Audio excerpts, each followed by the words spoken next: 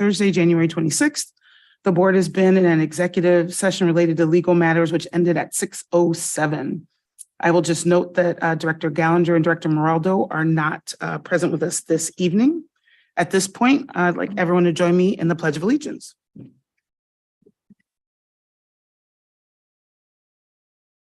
United States of America, and to the republic for which it stands, one nation, under God, indivisible, with liberty and justice for all. This is amazing. Thank you. Okay, so we're going to get started this evening in our public comment section. The first thing we're going to do, though, is Superintendent, I understand you have an introduction. Great, thank you. Good evening, everyone. I'd like to welcome Laura Carmichael, Director of Health Services, to the podium to be introduced to the board and the community. Although she probably doesn't need much introduction, because I'll tell you more about that as I read her bio. But Laura graduated from Pepperdine University and received a master's in nursing, as well as an MBA, both from Seattle University. She and her husband have lived in Issaquah since 2003 and have 4 kids, a 13-year-old, a 10-year-old, an 8-year-old, and a 7-year-old. I see you over there. Hi.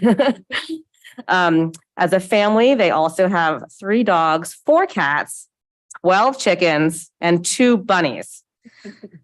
Laura and her family love to camp and visit state and national parks.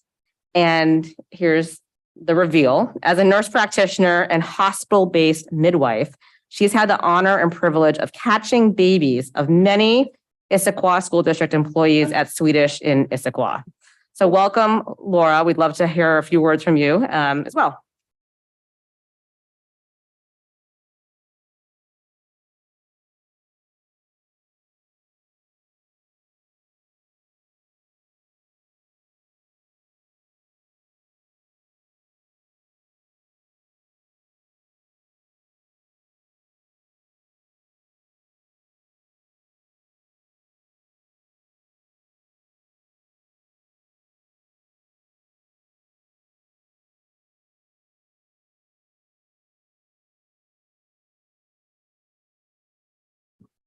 Oh, thank you and welcome.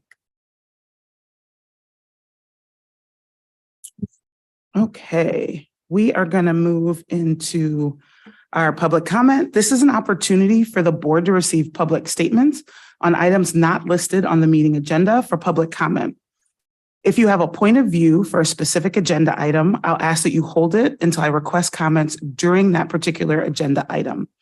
This public comment time is not intended to raise issues unique to any particular student, staff member, or administrator. Rather, it's a time to provide your insights on issues more generally or of a wider concern. As a general rule, the board will not respond to public comment. I ask that you begin your comments by clearly stating your name and school attendance area. Please limit your comments to 2 minutes. We will be using a timer. The board neither endorses nor censors any opinions expressed during public comment. Please keep all comments civil and respectful and avoid personal attacks on others. The audience should refrain from making comments or engaging in applause. Please feel free to wave your hands in support of a speaker. I do have a list here of individuals for public comment who are in the room. And then after we go through this list, we will ask if there's anyone on Zoom. Make sense? Okay, so first up, we have Diana Goldberg.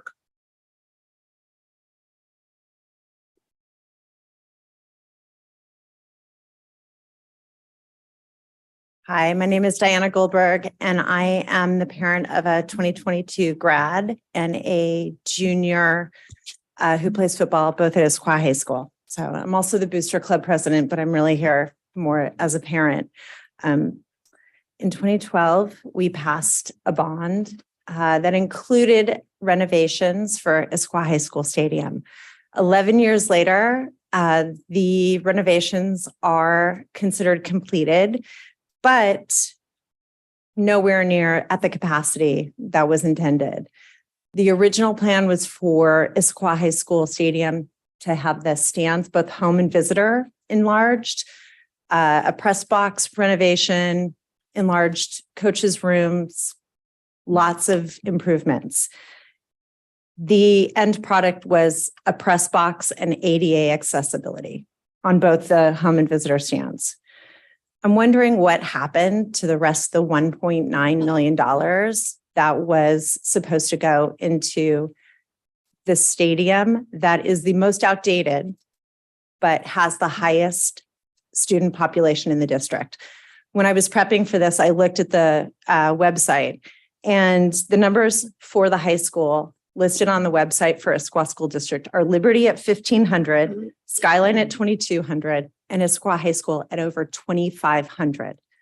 But our stadium is the smallest capacity by far and large, and it's also the oldest. The lights that are on our field have not been installed by the company since the mid-1970s. Older than most of the people in this room, or close to it. Our fields does not have potable water. So in order for our student athletes to have water to drink while they're in practice or games, it has to be brought down. Our coaches have tiny offices, and I'm just hoping for the board to come up with a plan to make this more equitable. Thank you. Thank you for your comments. Awesome. Next, I believe it's Eric Shipley.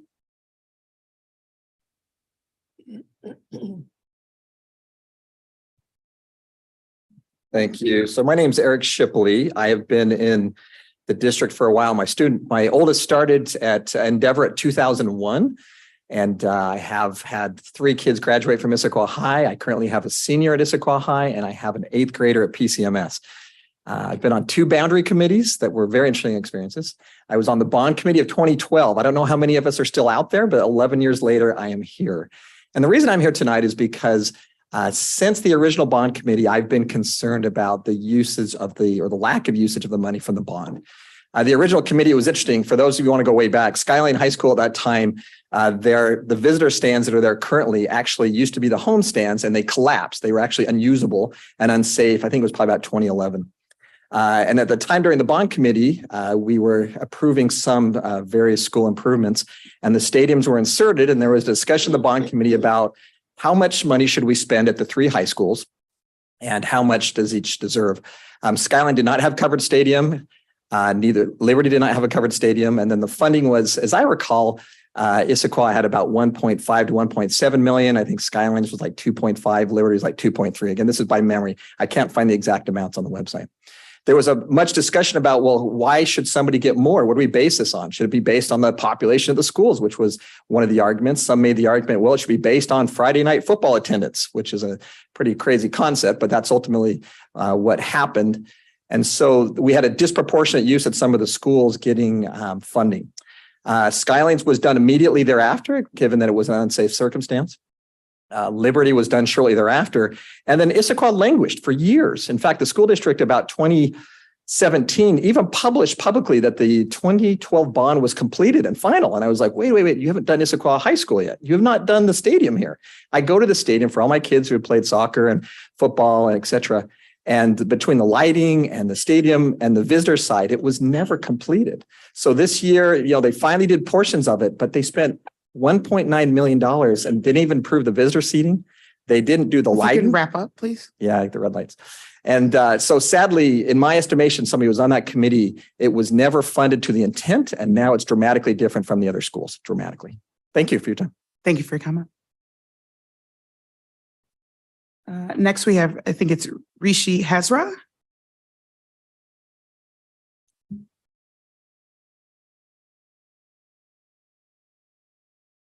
Hello.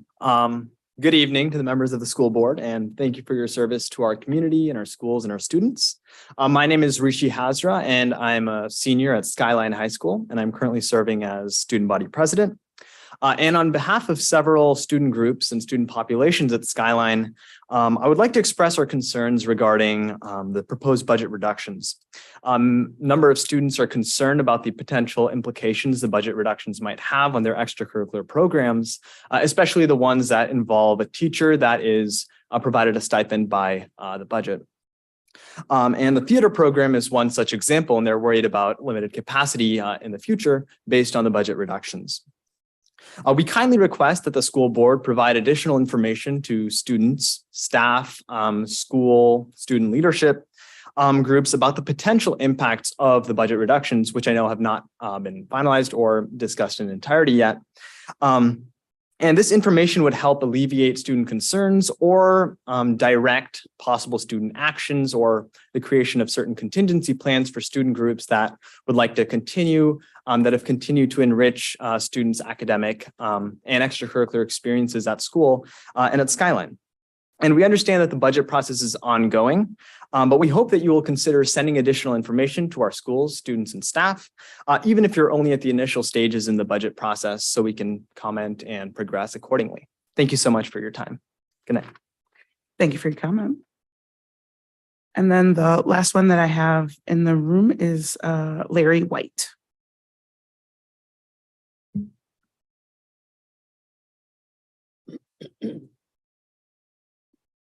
Larry White, both my boys graduated from Issaquah High School.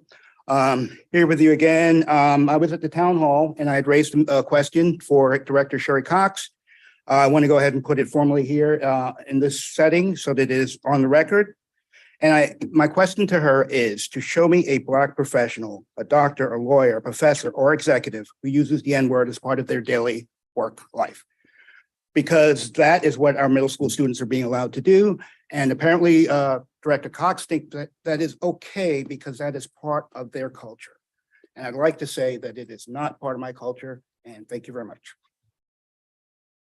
Thank you for your comment.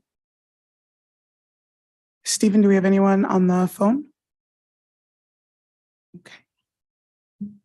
Thank you. Okay, thank you. So on behalf of the board, I'd like to thank each of you for attending our meeting, sharing your point of view.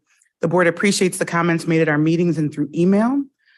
We are not able to respond to your comments in the moment at this meeting, but rest assured we've heard your voices and we'll take your comments into consideration. So next, what we'll do is we will turn to the approval of the consent agenda. Consent agenda is a meeting management tool whereby the board is able to pass multiple items in one motion. The consent agenda items have been reviewed by the board prior to this meeting. Do we have a motion? I move the consent agenda be approved as presented.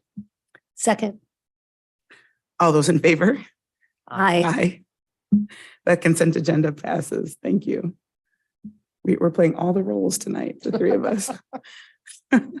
Next, we're on to the establishment of the regular agenda. Superintendent, are there any changes to the regular agenda? No changes.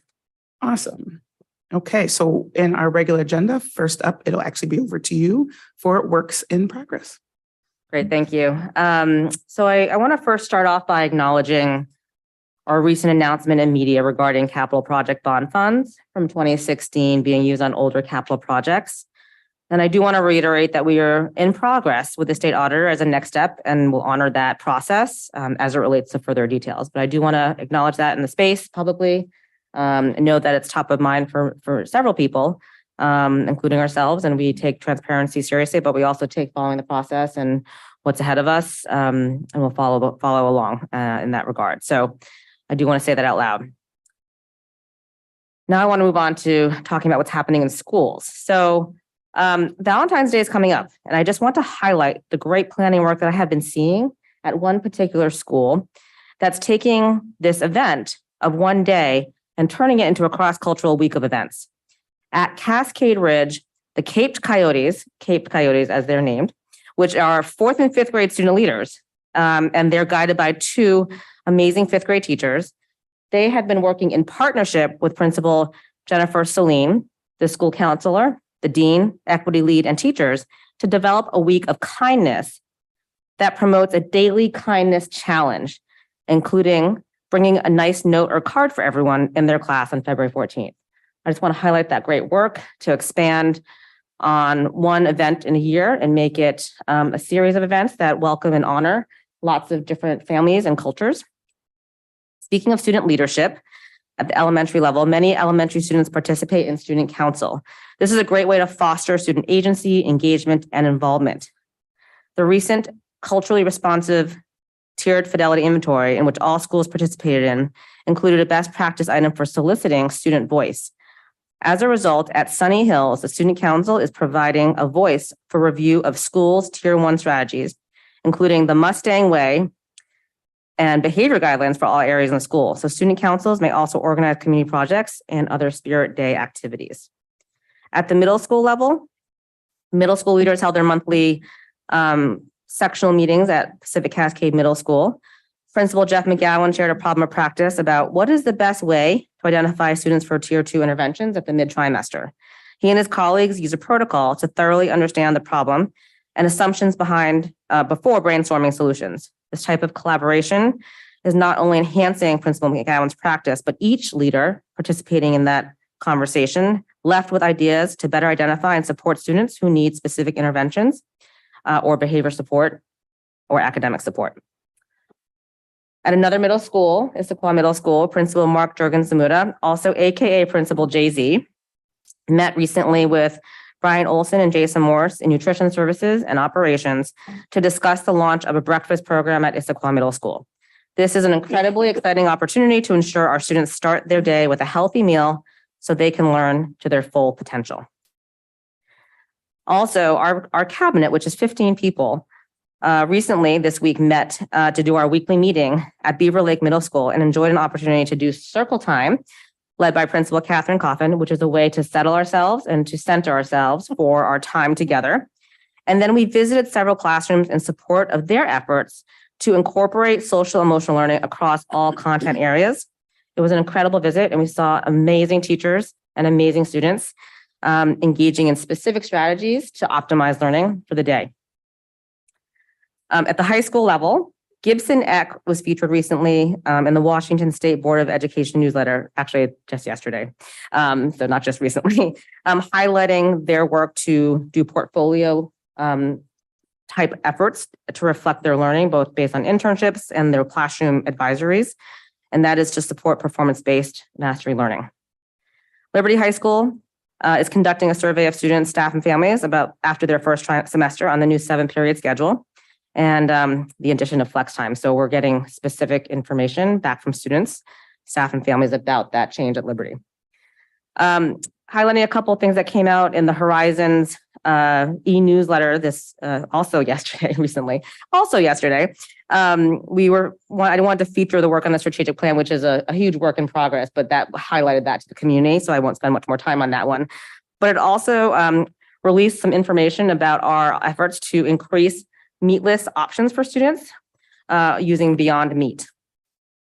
And finally, the PTSA meeting happened today, and many of our team members at the district office participated to discuss and highlight our work to promote multi-tiered systems of support. I previewed the strategy work that we will be doing with the PTSA at large and the general membership meeting in February. And then by level, but for secondary and elementary, the PTSA leadership met with district administrators to meet or re-meet and open further lines of communication and collaboration. So that's just several snapshots of what's happening in the district, and that's it for me. Thank you. I love getting the tour and the acknowledgement. Sounds like your week has been as long as mine yesterday and last week. So thank you for that. And I also just wanted to acknowledge, I think you started off with the commentary about the email and the information gone out, and just acknowledge the speed and transparency from you and your team of being able to recognize concerns and really demonstrate transparency and accountability. So I just want to thank you for that as well. So next on the agenda, we have an opportunity to have some of our student reps give input on EL 14, which is about instruction. It looks like we have Paige in the room to do that, and then we have Sophia on Zoom. So Paige, how about I have you come up and share some of your thoughts on our policies. As we've talked about in the past, we're really excited about this opportunity and find it really helpful to hear from our students on policies as we do our policy work. And I know it's also a key input, superintendent, for you as you're looking at policies going forward. So Paige, over to you. Hi, my name is Paige Bryan. I'm the student representative from Issaquah High School.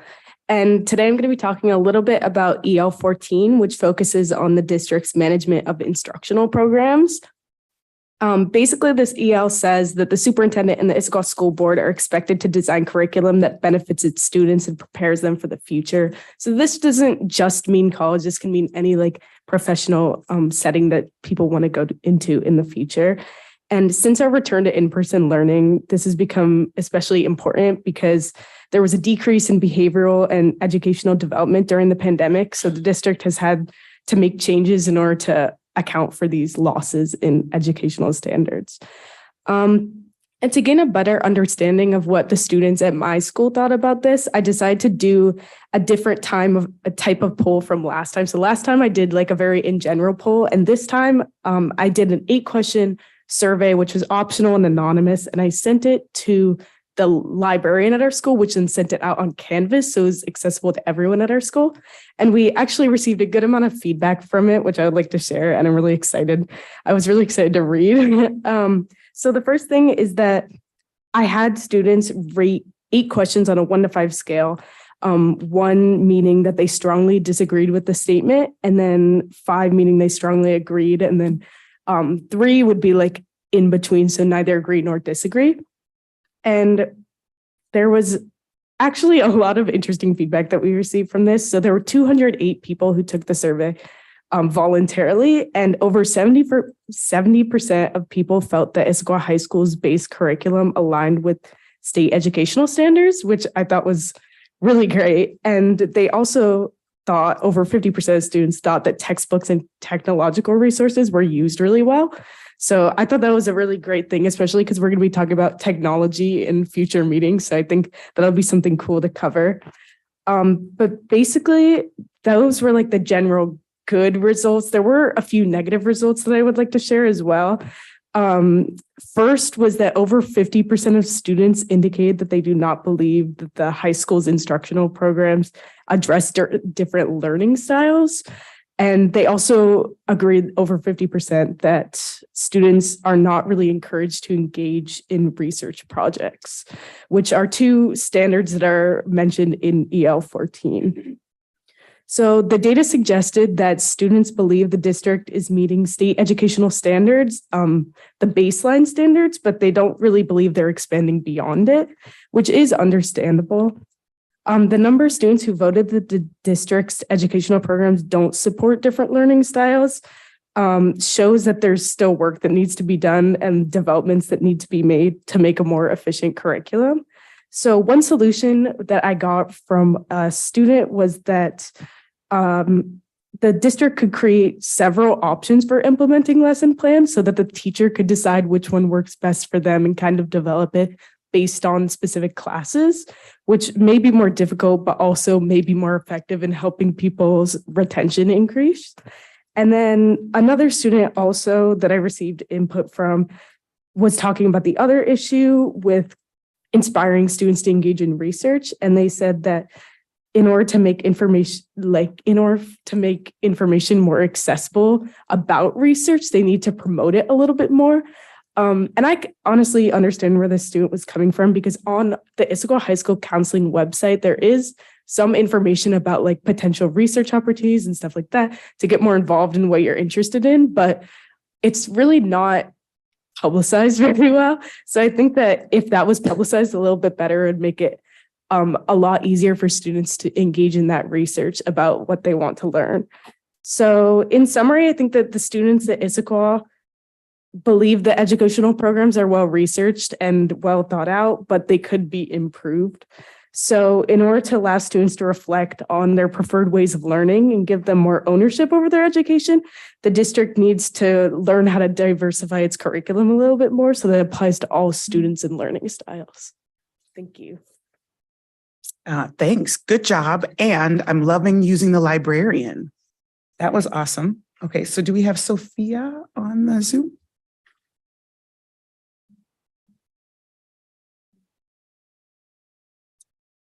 Okay, we don't have her yet.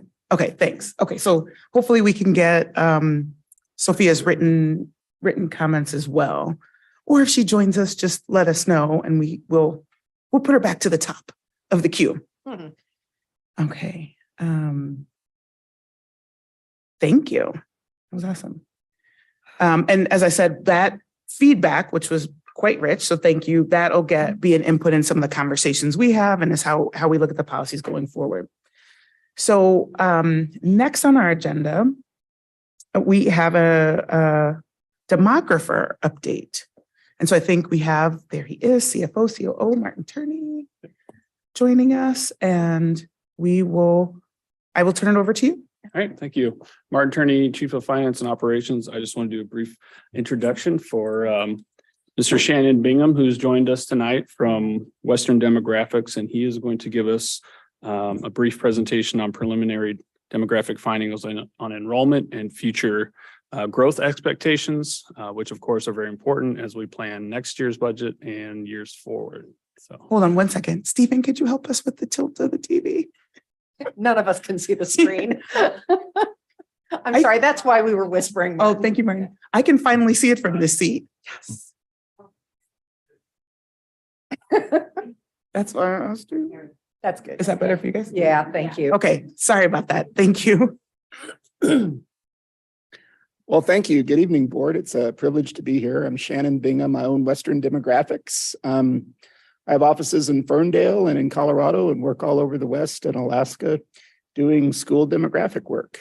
I've done that for about 40 years. On the next slide, you'll see some of my preliminary findings as I look at Issaquah. We are beginning to show some signs of aging. All over the West, we're seeing some significant demographic and social dynamics that are resulting in school districts having fewer children. The pandemic was really a catalyst for a lot of that stuff becoming very apparent. Housing costs all over the West, and especially here and in Bellevue and in Seattle and in a couple of other big high housing cost districts in the Puget Sound, are really beginning to affect families' abilities to reside here. And so we're really seeing a lot of that kind of effect. Doesn't really have anything to do with what the districts are doing. It just has to do with the ability of families to reside in these areas. So that's beginning to affect enrollment. Millennials in general are not having children at the rate of prior generations, regardless of their housing value. And so we're beginning to see a bit of that effect on elementary and preschool age ranges. The pandemic cost us about 3% of enrollment all over the West and Alaska. So for the most part, the majority of those children did not come back. In high value housing markets, they especially did not come back. In lower cost housing environments, a lot of the children returned and were more prone to be participating in in-person education than others. The competition from a lot of the online and non-neighborhood schools, especially private schools that popped up during the pandemic, has persisted as those organizations have retained their market share. On the next slide, you'll see just some demographic snippets there. We are a high income, high housing value school district. We have a diverse population, predominance of white collar professions. On the next slide, you'll see kind of how we're looking from a demographic standpoint. These are 5-year groupings of population, and you can see the preschool children in ages 0 through 4 right on the bottom are smaller than the children that are elementary age to the tune of about 15 or 12%. So that's kind of what you start looking at when you try to understand what your future school populations might look like. On this graphic, you can see we've picked up about 20,000 people in the school district over the last 10 years. So our total population is growing rapidly. The next slide shows what has happened with school enrollments in the state of Washington. So as a result of the pandemic, we've had a pretty significant dip in the total enrollment as accounted for by OSPI. This graphic shows that we've had an increase in private schools. We've had an increase that diminished a bit in homeschooling. And that little map in the lower left right-hand corner shows private schools that have popped up in Issaquah in vacated office space in quite a few cases. And I've had friends here for decades, and I don't remember there being 12 or 15 private schools here. So I think a lot of that is relatively new. Next slide shows what has happened to birth rates in King County. Our fertility in King County is the lowest in the state of Washington, and it has been accelerating. And I think we'll probably drop below 40 babies per 1,000 moms by the end of this calendar year, which will be a pretty historic low for us from a child production standpoint. Next slide shows that we're not alone. Other districts have also declined and experienced the same thing, especially the high housing value districts. The solution to this is to provide affordable housing that would appeal to families. And until these 4 or 5 communities start doing that, we probably should expect enrollment decline. The next graphic shows other districts that are either declining or remain stable. The next slide shows how our grades from 5 years ago to today are smaller in grades K through 7. So you can see that we have lost children in those elementary grades over that 6-year period. This shows some average housing. There are only 30 homes under construction in the school district today, and a lot of those are really expensive homes. So our average is actually $2 million. Now, that wouldn't be the case if we had quite a bit more housing being constructed in the district right now, but we're in the middle of the winter and there's not much available. And so most of it is between about 1.5 and $2.4 million. Townhomes are also averaging around 1 million. Condos or less. These are very consistent with what I'm seeing in Bellevue and Seattle. Where are people going? They're going over the pass to Ellensburg. They're going to other less expensive housing markets here in central and southwestern Washington. They're going to Spokane, Texas, Arizona, Nevada. Where are they coming from?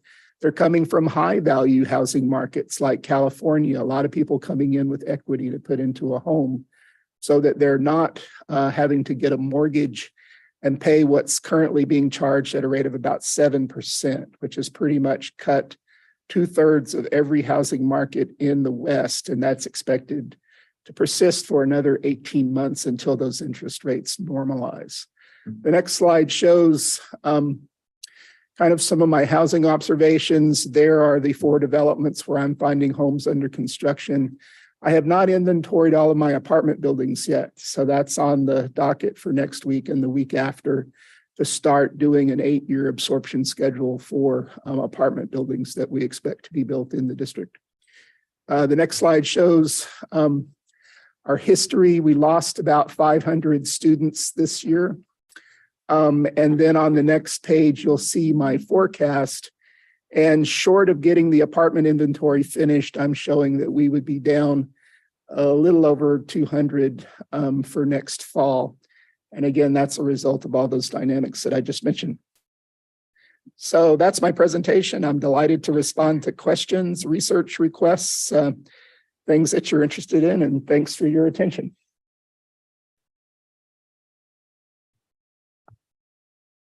Thank you. That was, Yeah, I think it's going to take a little bit to absorb all that. that was a I lot was to told take. 5 minutes. I did it in Oh. 7. So Oh, I'm actually wow. pretty You were proud of good. myself. Oh, they told you 5 minutes. I guess before the questions. Yeah.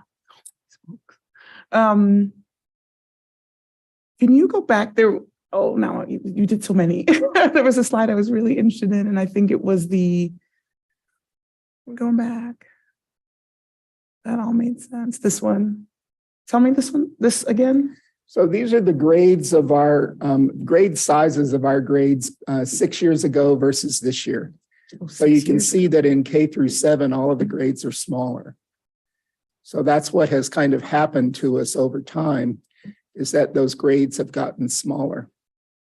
So we have K through 12, but those incoming grades have gotten smaller. And that has resulted in the enrollment reduction that we're looking at. It's not, kind of a one-time event kind of a thing. It's happening in all of those grades. And down on the bottom, you can see we kind of eased into that over a 5-year period. And that's what's happened in all of the top 5 housing value markets in the Puget Sound region, especially Bellevue, Lake Washington, Issaquah. As that housing price has increased, we have fewer and fewer families. And it's of a magnitude to where we'd have to start building 400 or 500 single-family detached homes a year that would be priced more in the $700,000 to $800,000 range in order to get more families back into the district. So that's kind of what we're seeing. It's not a result of, given our reputation, we have people coming in and we have people that want to be here, but it's just the ability to afford to live here. If you also have children, like the woman who had 4 sitting behind me, they're expensive. Trust me, they're expensive. So I think that that on top of a $1.3 million house, which is probably the real working average for Issaquah right now when we're building, and the homes that are under construction about a mile over there are all about 1.4 is what those sell for. And in the Colorado market, those homes sell for $840 to $780. So if that gives you an idea of what construction costs are in the Puget Sound region, not just residential, but institutional. And I work with a lot of districts that have, bond packages and challenges with construction cost right now. And that's also in the housing market as well. So much of that relates to, not having new children coming in, or when houses are turning over, a house that had children that maybe have gone through the system and they sell is not being replaced by a family that has young children to keep replenishing for this. So that's definitely one issue that you're describing. The other is, kind of the shift in where students went that we had, like with the idea of movement to public or private schools and homeschooling. Do we know how many more children from our school district are in private school than, pre-pandemic? We can guess. They're not required to give us their student data. So we would have to ask them nicely one at a time and have them comply, because we don't have that kind of tracking. But district to district, we have a total, I think. So I could come up with a total if you would like to know that number. And I could research that, because OSPI does track that. But as far as specifics, which school are they in? Is it inside the district boundary, just outside of the district boundary for a former Issaquah child? Did they go over to North Bend? Did they go to Bellevue? Did they go to Lake Washington? We can't really get that kind of detail, but we can get that one summary figure for you. Okay. And I'd be delighted to obtain that. Okay. So I have a question. As I look at this chart, and there's obviously really large gaps on K6, maybe even K7, and the pandemic effect, as we saw it, was largely in K6. And we thought, well, yeah, those are the kids that struggle with online learning and they're being homeschooled or they went to private, but, maybe they'll be back as they become middle schoolers, and that's so much harder. Now you're describing a second thing that's happening, which is that younger families are priced out of the market. As I look at that chart, do we think that those lower K6 numbers are going to roll through high school? Or do we think that as families get more mature and their kids are older, they have more money and will be able to live here, so that maybe we're not going to see the dramatic decline at middle and high? It'll be a little of both. Because of the price profile of our housing, we're more able to accommodate senior high and college age parents.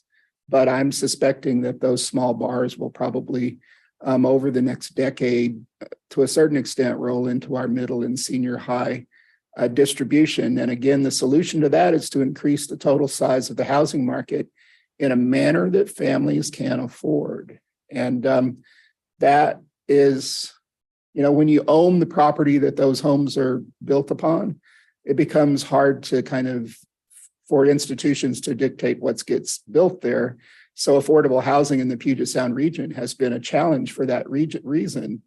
And so, we're seeing affordable housing counts district by district that aren't really filling the gap and aren't really helping us fill in that gap between those two bars. And so it's really, systemic housing costs, millennials not having children.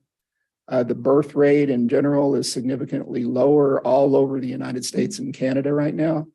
And then we also have the pandemic, where we had a 15-year transition to what I call the Star Trek learning model, where a child sits in front of a computer and gets virtual instruction. We had 15 years of transition to that over an 18-month period. And a lot of families decided that learning style was appropriate for their child or appropriate for their family circumstances. And so they decided to stick with it. And the people that run those programs are just as interested in retaining those children as we are in getting them back. So we're seeing a lot of that kind of a market share competition all over the West. I'm working for 20 districts right now that are looking at a significant pandemic loss, and we're trying to figure out, how do we get those kids back? How do we maintain the quality of our programs given the fact that we've lost them? How do we make adjustments? My personal feeling is that in high value housing markets, they're not coming back. In moderate and low housing market environments, they will come back, but not all of them. Yeah. And what you're saying is, and where we, on the map you had of who's joining, they are likely joining with a lower number of kids than who left. Yes, ma'am, given where they're coming from. Yeah.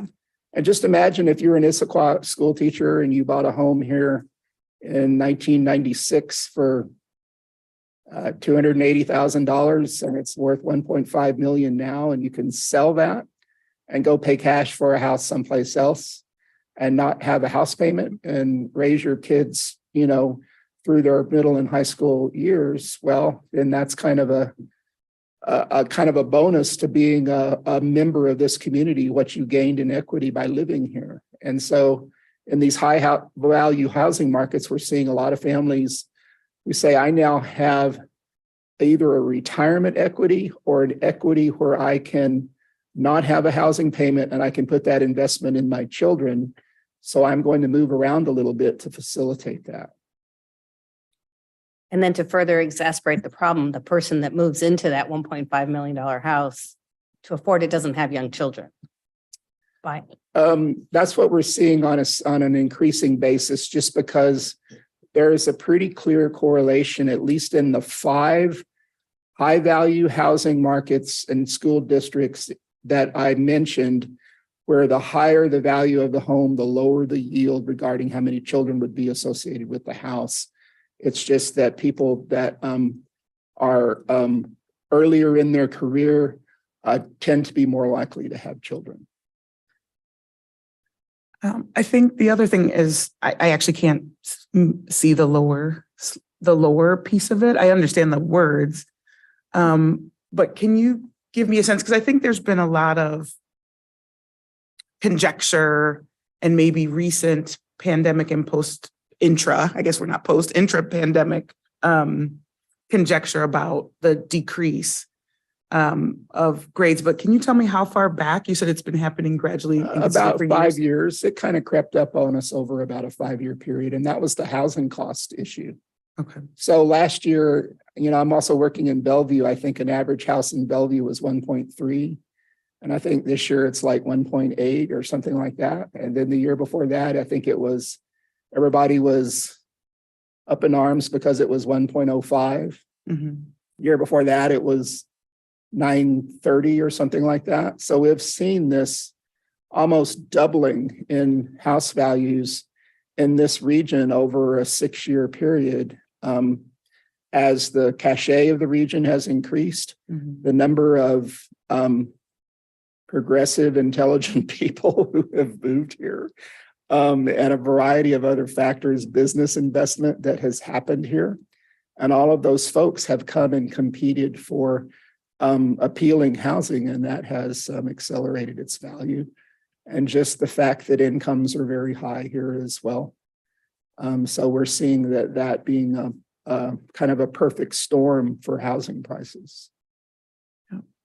Thank you. Any additional questions or comments?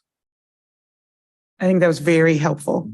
Well, thank you very much. Thank you. Thank you so much. Have a good evening.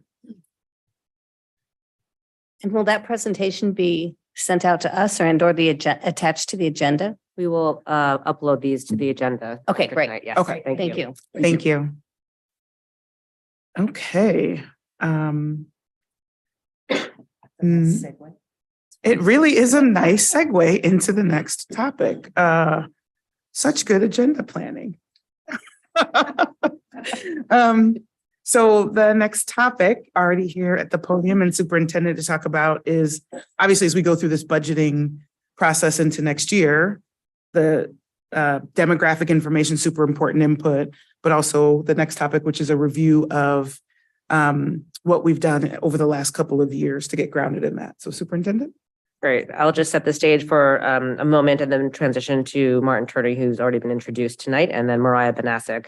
But at the budget work session in November with the board, we discussed having a presentation to review the impact of the past 2 years of budget reduction. So I just want to say thank you to Mariah Banasic and Martin Turney for leading this work on behalf of the district to pull together this high-level analysis, but also a very hearty, grateful appreciation to the entire cabinet for collaborating, because in order to do the analysis, you need to have multiple lenses and also talk to each other about where we've seen some of the impacts over the past couple of years. So I just want to say thank you to the entire cabinet for that collaboration. And it's really an important value that we're trying to stand by. So with that, I'll pass it to Martin. All right, thank you. I'll also say thank you to Mariah and our cabinet colleagues for the work, tremendous amount of work. Thank you there. Again, this is analysis of impact and it is an exercise that we went through, and we hope to use this similar approach as we go into discussions of potential 23-24 budget reductions. As we go through the slides, we'll highlight one or two things. We'll have cabinet colleagues come up in their particular slide and give some information, share a little detail, go into potential opportunity costs or how things were rearranged to accommodate for certain areas of reduction. And then, of course, at any point, if you have questions, we can stop and answer those questions. And I'll hand it over to Mariah first to give a real brief explanation of methodology and then some high-level information on the amounts.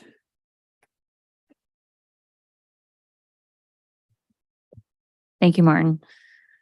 So we had a collective conversations and pulled the most salient areas for the analysis. It won't cover everything, but we pulled together.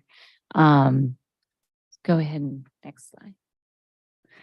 So for 21-22, we had a $17.1 million reduction, and that's 5% of the total operating budget for $353 million. And then in 22-23, there was 11.3 million reduction for 3% of the operating budget at 371. And I'm going to hand it over to Donna Hood. Thank you. Donna Hood, Assistant Superintendent of Human Resources. And I couldn't have had a better setup than our demographer who explained the enrollment decline so thoroughly. And you can see on this particular slide, the certificated staffing reductions that were made in that particular year were exactly about those enrollment declines. So roughly 1,800 students did not appear at our doors. And so we could not keep on staff those teachers who had originally been teaching those students. And that is where those came from. You'll see some office professional reductions there as well. We had added some support into the office professional roles, but ultimately decided to revert back to our 18-19 staffing levels in order to, again, make some wise fiscal decisions there. Not a huge impact on the buildings, although we always love our office pros and love their support. And I think the other critical piece here to look at that RIF reduction is all about what was actually in the contract for the 18-20-22 contract. We had a 4-year deal. And In the year following a RIF, it stated that we were not to pay teachers their overload when those thresholds were met. So we did not pay that amount. That totaled about that $950,000 you see there. The reduction of the extended day contracts, we also had contract language that allowed us to reduce or eliminate those in the event of a budget deficit, for example, or enrollment decline or other fiscal experience. And we had all of those things occur. And so they were reduced, but definitely that had an impact on our ability to provide services for staff and students. I think most acutely felt before the school year, but certainly continued on throughout the school year as well.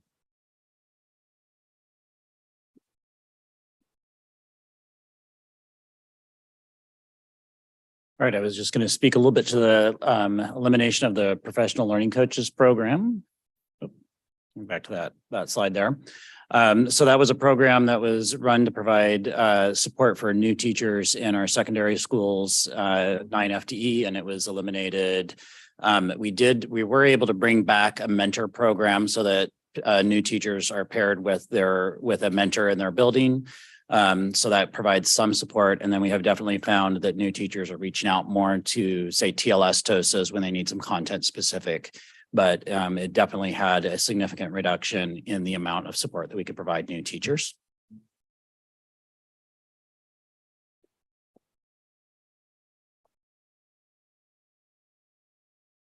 Two things happened at once in considering the middle school counselor reduction, the opening of Cougar Mountain Middle School, and then reducing the counseling allocation to each middle school from 3 to 2.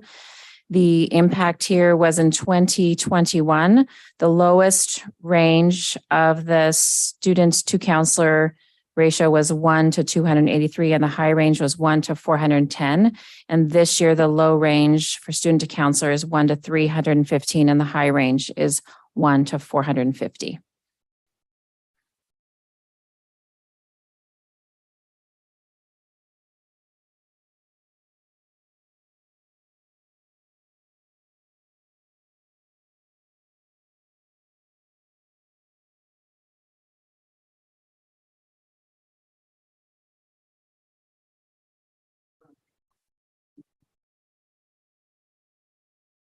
More? One more? Thank you.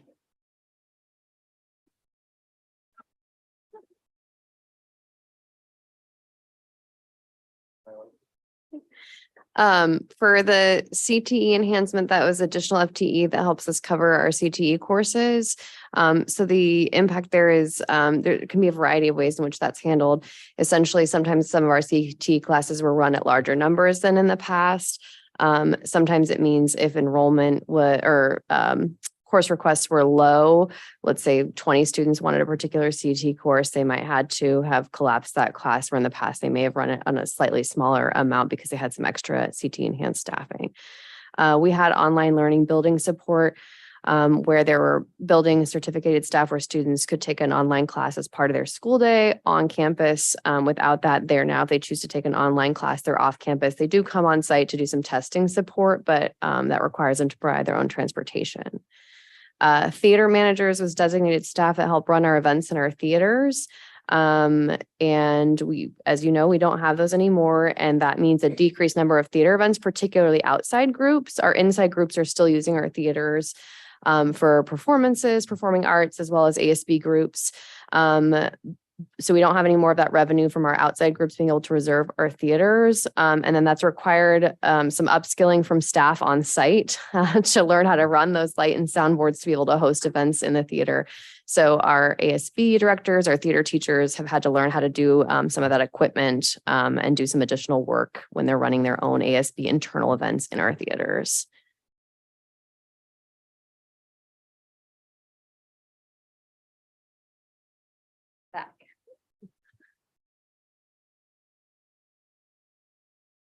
I think we need to go back to the other slide. There we go. So that CT enhancement is the same as I just spoke about. It was just an additional year in 2022. So there's some loss to that CT enhanced staffing in 21-22, and then it happened again, but the same impact. And then high school deans. Just like anything else, there's shared responsibilities among administrators, and the deans kind of count as part of that high school admin team. So just time allocation for all the shared work. So it may be things like attendance or paraprofessional evaluations being shifted. So kind of the focus became a lot on compliance rather than, doing some stuff that's creative because they just have more responsibilities in areas of oversight. We had a reduction in release time for our high school activities coordinators. So they're teaching additional classes without having, they have one period less of release time to focus on their activities coordinator work. So that just means there's a little bit less availability of those activities coordinators to provide support to all the other club advisors. So helping them through their first field trip paperwork, helping them organize an event, things like that. They're just less available, one period less a day. We had an online learning TOSA that we shifted from a TOSA position to stipended positions out in the buildings to be mentors to our students who are accessing online learning courses. And that's actually a program that's going really well.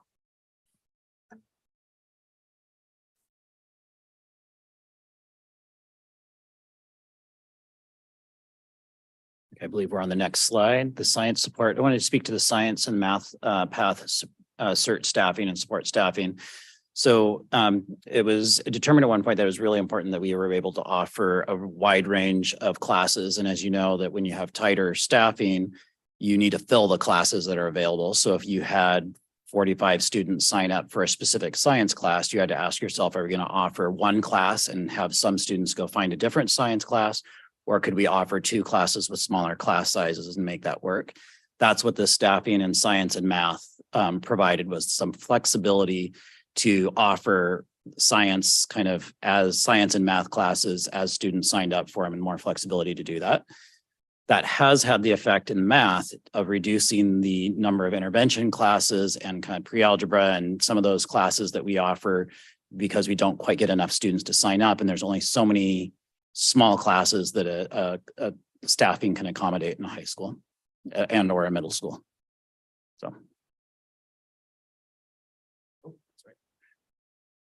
Okay, and then, so speak to two kind of very interrelated areas are the curriculum adoptions and some of the TOSAs. And we have some of the different TOSAs in different areas, different parts of the cuts. Suspension of curriculum adoptions. Basically, we have a curriculum adoption schedule to keep curriculum fresh. The couple of areas that have been highly impacted, though, specifically the middle school math curriculum. We'll get into E2 here soon. We'll talk about that. That's an area where we are really concerned that the math curriculum does not meet the needs of our students and then they'll align to the standards, and our teachers are working very hard to adjust for that. Social studies and world language were two areas where we were really excited about updating to align to the kind of diversity, equity, and inclusion work so that we could have multiple stories and representations in our curriculum. Again, this is an area where teachers go out of their way to make sure they do this, but our resources that we provide them don't align to those commitments that we've made to those areas. We do have other curriculum adoptions that are on hold, and it just leads to teachers not having the best and newest material that they should have to teach those courses, and or that they start getting out of alignment with kind of changes in the standards and professional practices.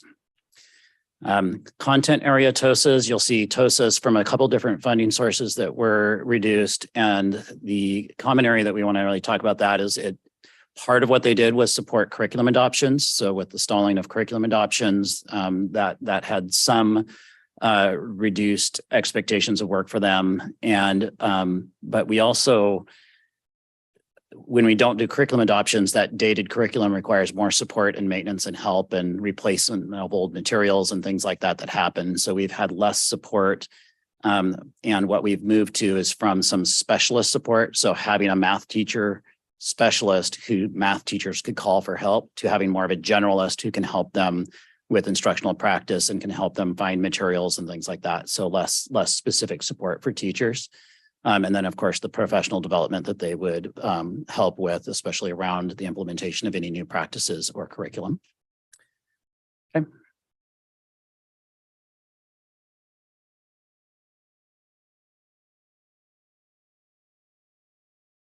At the elementary school and at the middle school, all the PBSES coaches were cut as well as their corresponding TOSA.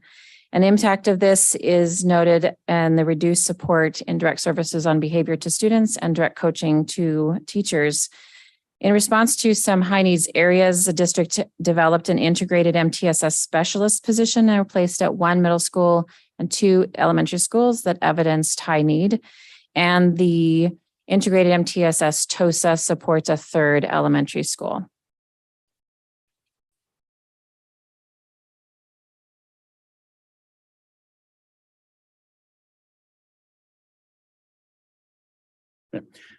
So the instructional coaches played a real central role in supporting our elementary teachers who do teach 5 subject areas.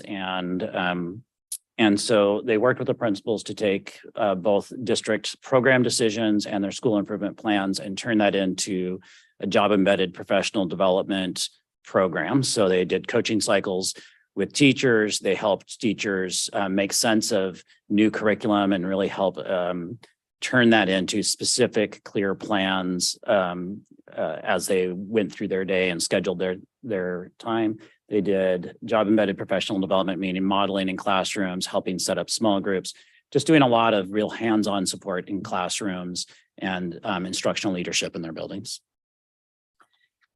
And while we're confident in the principal's instructional leadership, most of this work now relies on that leadership of the principal to do. And over time, the fidelity and the support for instructional practices will lose consistency across the schools.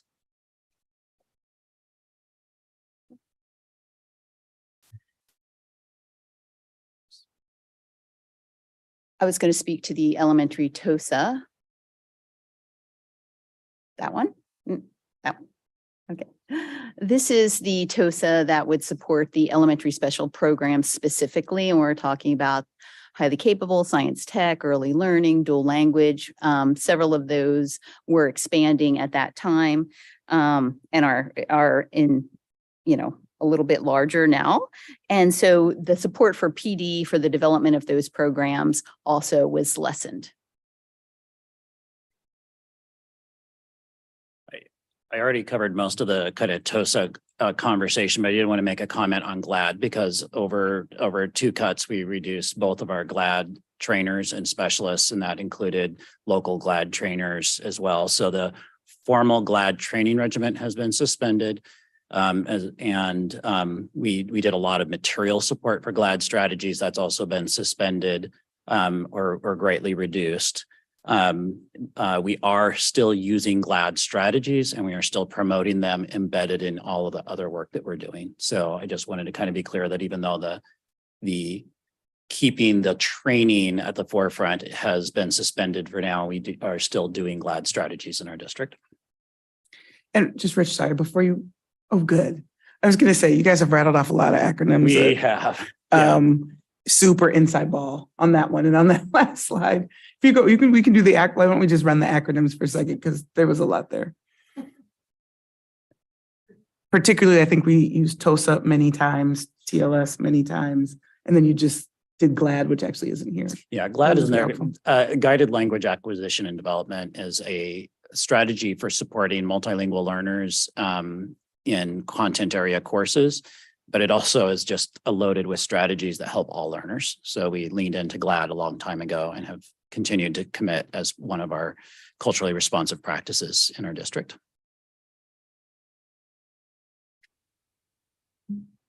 And TOSAs are teachers. They're just doing this particular assignment. Teachers on special assignment. Yes. So I believe we'll be posting these slides at the end of the meeting as well. The last 3 are appendix, so reference items for the rest of the presentation.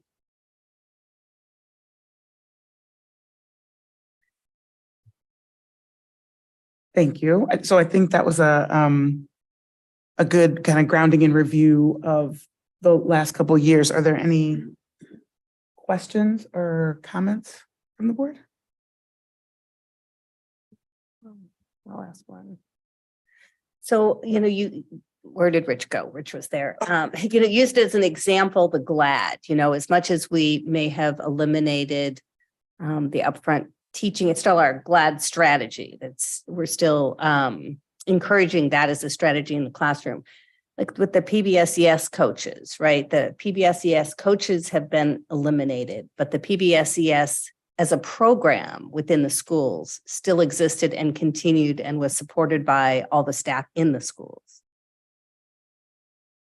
Yes. Yeah, yes, absolutely. It's always one of those things where we're not going to abandon best practice anytime, but we also believe that these support positions helped us to maintain real consistency, continuity, and a focus on those things. So over time, when you don't have that cheerleader and that trainer and that person, kind of that standard bearer, it does have an impact over time. It becomes the responsibility of the overall administration of each school. Yes. Oh, I'm glad you're both back. My questions. Did you have? Go ahead. Okay. I guess question one is really about the curriculum adoption. So I fully, I understand that we put those on hold. We talked about that. I think we also, at the time, part of the conversation was not just that we needed to update the curriculum, but also we were having a number of conversations about the amount of change in the system, the amount of change we were driving with teachers and systems and all of that. Sorry. And all of that. And so I know that that was a part of it as well. It wasn't just, hey, we're going to choose to not adopt the curriculum. So I think that's important to note, right? The last couple of years have been significant change years. But I guess my question is, on the ones we halted or other ones that need to happen on that cycle, do we keep a prioritization list? Like, I don't know if it's most old, most out of date, or how do we think about that going forward of what we might need to prioritize?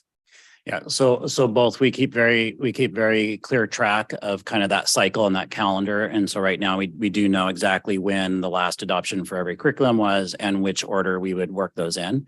As more time goes on, sometimes the priorities change. And so our ed planning committee, before we'd ever authorize an adoption, they have to go through and charter that. And so we look at what adoptions are due, and we set a priority based on our district priorities. And right now, I think that probably middle school math is our highest priority. And the social studies has been a topic of discussion just because we're excited to get more diversity, equity, and inclusion in it. And for that social studies, is that at what grade level? Oh, I'm sorry. That is 6 through 12. We actually have a pretty relatively new social studies program at the elementary. Okay. And the world language was actually approved by the board. We actually went through the selection, and most of the world language curriculum has been approved by the board, but it just was approved right before we had the challenges that caused us to be in this place.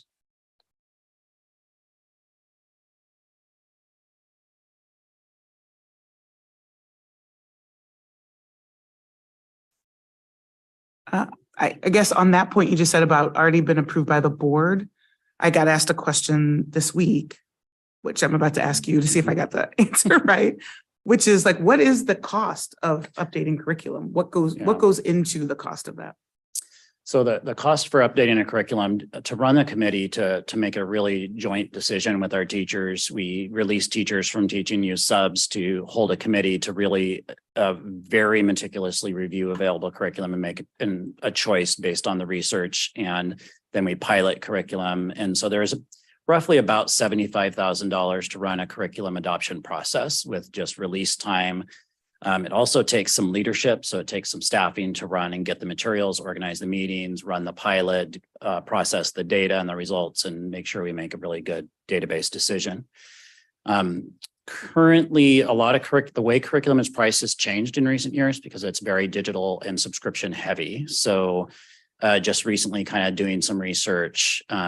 So for a curriculum that, say, is universally taught across a grade level, can easily cost about $120,000 to $150,000 per year for a single grade level, for a single subject, single course. And some are more expensive. Science is notoriously more expensive. Elementary literacy is significantly more expensive, and that is one of ours that we have on hold right now. Just because of the amount of tangible physical materials like books or science lab materials can add significantly to the cost.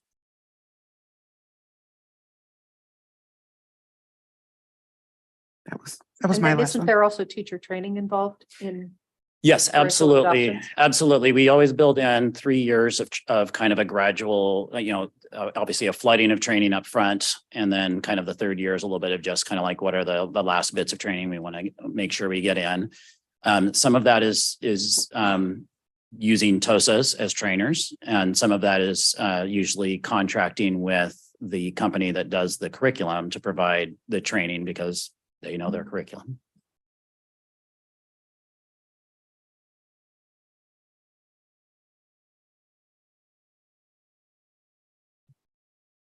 Anyone to add?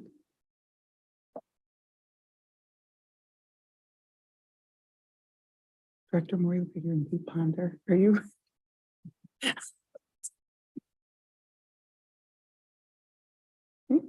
Okay, if we don't have any more questions at this time, again, more food for thought as we continue down the path of our budgeting process. Thank you. That was very comprehensive and super helpful to make sure that we are grounded in what we've done up to date. So really appreciate that topic. So the next section is on, the board budget development guidelines. So I know we have you, Superintendent, here, but we actually, Suzanne, were you planning to take us through this part? Okay. I realized sort of after the fact, after I sent the first draft out to you all, I had a conversation with Director Moore, who pointed out that I probably should have run a couple of things by the superintendent before I put them in here, but this is just a draft. So feel free to chime in if I've got dates or something that aren't supportable. We basically decided that this was in sort of 3 chunks. The first chunk is what happens in the classroom, what the budget needs to support that happens in the classroom. The second chunk is what operationally has to happen with the development of the budget. And then the third chunk was sort of the timeline. And hopefully this is, yes, the red line version. So we didn't do a lot in the first section. We changed some wording. Well, okay, we did add in the third bullet point, the ability to access alternative learning pathways. And then this last part that's in yellow was just because Director Moore pointed out that the bullet points weren't grammatically correct in the way they were written. So we fixed that. And then the last one that was originally about the COVID-19 pandemic, we changed to provides targeted resources for social emotional supports, student staff safety, gap closing, and learning loss. And I think that scratched most of the itches that I heard expressed in the meeting. As the superintendent pointed out, section 2 had a lot that was pulled right out of the ELs. And we agreed that it wasn't really necessary to restate all the ELs. And in fact, almost everything in this section was pulled out of ELs 4, 5, and 6, which are the financial executive limitations. However, Director Gallinger and I talked about this, and we thought that this is a public-facing document, and there were a few that we thought were just critically important, so we wanted to leave them in.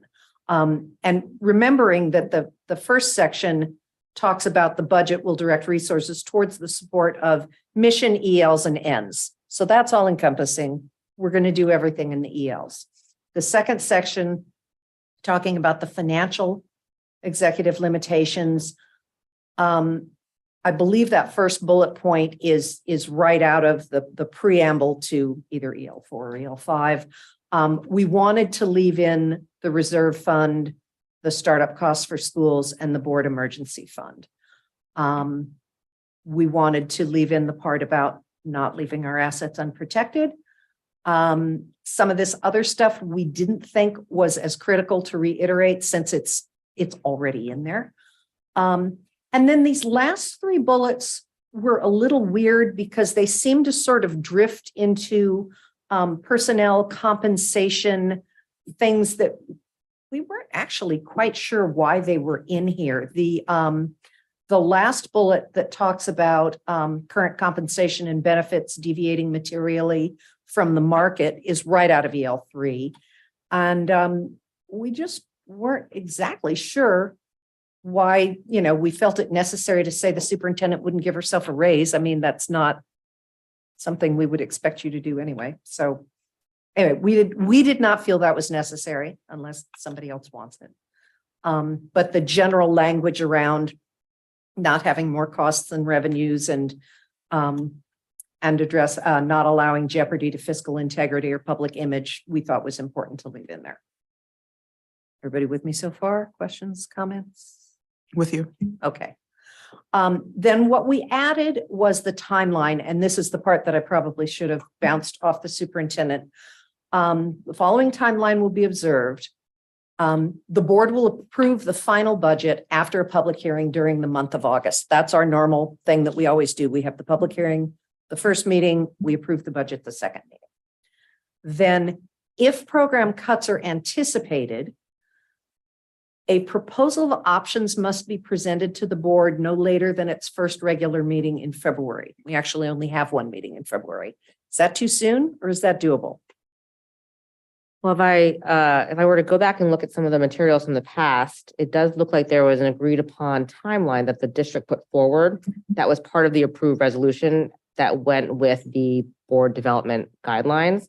So the operational, which is the how, which I believe under policy governance fits under the direction of the superintendent and her staff, would be that we would put forward as part of as a companion piece to the board development guidelines, a proposed timeline overall for the whole process, not just a menu of options no later than the first regular meeting in February. So what if, for example, we were to discuss, hey, we actually need to do that a little bit later because we need to do different analysis, or we're thinking about a shift in how we consider allocation of resources, in which case we have to go through some processes that give us sort of content that would then put us potentially doing a menu of options in, I don't know, in March, for example. So I would imagine that that timeline that we put forward in the past, and I have some examples of that from, I believe, even the April meeting of 2022, and even further back in 2020, where there was a plan that was also proposed as a companion piece to the budget development guidelines that was agreed upon as part of the adoption. So that's my one thought there. And so when you think about this one right now, a proposal of options, well, it must, in my mind, sort of hinge upon, well, what are the frames or the principles that we want to go through? And this is one part of it, but I believe there's further discussion that still would need to be had, even at the first meeting of the board in February as well. Okay. So my point is it doable? Yes, but we also have put this in a timeline before with other components of a budget process, marching all the way through to the August timeline. Okay, but that's not part of this document. No, but it was part of the approved process that we've done in the past. So if you look at when this document gets approved, there was a companion document that would show the timeline that the district would develop that was oftentimes discussed in January. So there was clear before COVID, because COVID interrupted a lot of timelines and operations and how we did business previously. We had a timeline put forward that was discussed. So I would anticipate that we would be discussing that certainly in November, December, and January, and that whatever direction the board would want us to follow for a process, we would then mutually, put forward and incorporate into a timeline that would then get approved. I mean, I would be willing to. Oh, Let me just help, because what she's talking about is when we've approved the budget development guidelines before, in the blurb that it contained the motion also had a timeline listed. That talked about, like when this legislature's in session, when we might get information, when we need to make our budget. So it's a high level timeline. That's what she's referring to, just to connect it back to you for you. Well, okay. So would it make more sense to just put in here that the superintendent and the board will agree upon a budget developed timeline by such and such a date? Yeah, I think that makes sense that we would aim for doing that by a certain time frame. I mean, I know the reason that, Dr. Gallinger pushed to have this in here was because we didn't want to get in a situation where we were in last year, where the proposal was presented to the board in such a way that the board either had to vote, yes, we like the proposal, or no, we don't like the proposal, but it's the last week of April, which means we don't make any cuts at all. Right? So that Right. was, And there we, needed to be another meeting in there that we didn't have. that makes a ton of sense. And I can't speak to that directly operationally for how that came Right. about. And I know that there's probably more to sort of how everything was happening last year. Again, we were still in a pretty intensive COVID mitigation year. But if I look back at the past practice, a lot of those conversations were had in January, which I think meets the timeline and the desire to be able to talk about what the process is moving forward that incorporates specific components that the board wishes to also give direction on through the board development process. So when we look at the board development guidelines in preparation for when this might be approved, we would then put a companion timeline together that would then meet the elements that had been discussed so far. We put forward all the different things that we heard from the November board work session on budget and incorporated that, to sort of play back to show that we were hearing specific priorities coming from the board. So, and process is one of them. So we would put forward a process that would hopefully meet some of those principles. So I do understand that conception on a go forward basis. I think what I'm trying to wrap my head around is we're already past some of the dates that the timelines we just mentioned. And so how do we balance both? What are the guidelines that we'll use going forward for next year? But how do we practically execute this year's conversations? So we can't go back now and say we could have done a timeline in January because this is January, right? We're past it. We practically have the one meeting in February, right? So that's it. And then it's 2 in March. Yes. Correct? And one in April. And 1 in April. And so I'm not, I definitely agree with Director Gallinger's push to ensure that there is ample time to review and discuss what might be approaches earlier than that April crunch. So We're not trying to give you a timeline in April. well, I mean, Yeah, I don't think anyone planned to give us a yeah. timeline in April last year, right? So I'm just trying to be practical Yeah. and say, I fully respect in establishing how we do this go forward, that making sense of establishing a joint guideline earlier in January. But given that that's gone now, I guess we need a proposal for how we traverse these next 3 months. Right. And I mean, even to the point around, a proposal of options must be presented to the board by February for the first regular meeting in February, setting aside the time. I mean, what is the proposal of options? What does that even look like? What do you foresee being able to provide to the board regarding the options for reductions to meet our budget needs? At what level would that? I'm not sure exactly what the board or how this was written, what their intent was. And also then on the flip side, what your expectation in this process is, or what your expectation you were able to provide to us. So that we haven't discussed that. That's your point. So Yeah, right. That's so my that would point. be a worthwhile discussion, which I don't know we have that prepared for right now. And then if this is not being put on until the February 9th. Yeah, exactly. So Martin, attorney, if you want to weigh in, I saw you sort of moving towards preparing and sharing more from your perspective.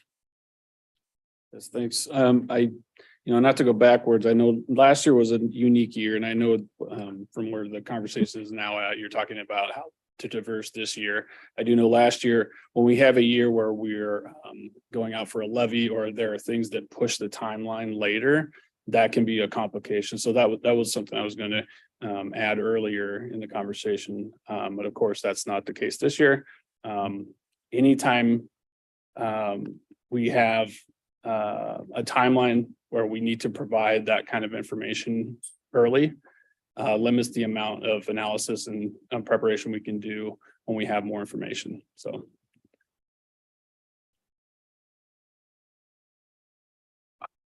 I fully respect what you're saying. What I'm trying to get to is operationally.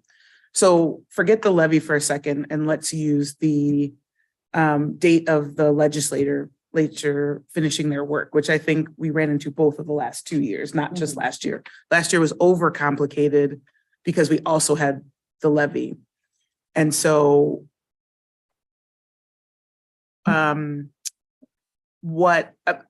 I recognize that having a specific date may be the problem, but what I maybe am not willing to let go of is an iterative approach at which the requirement is that there's more than one review.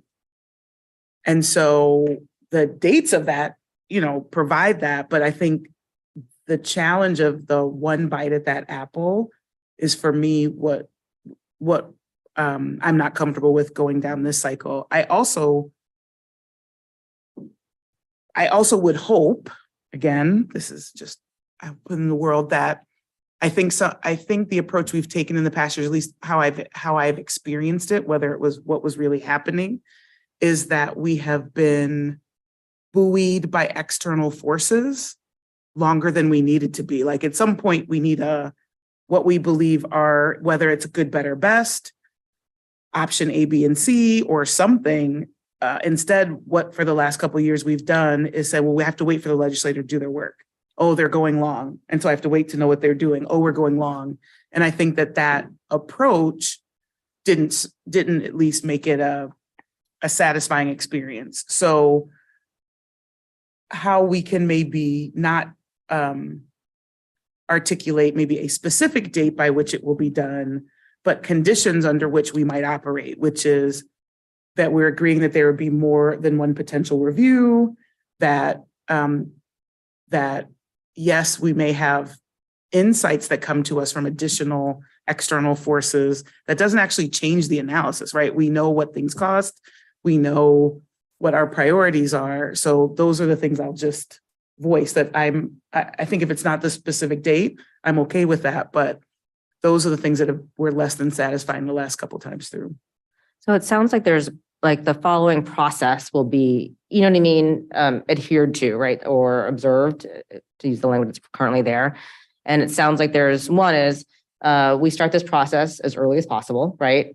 Especially if there are factors in the market or in the budget that require additional input, more thought, more analysis.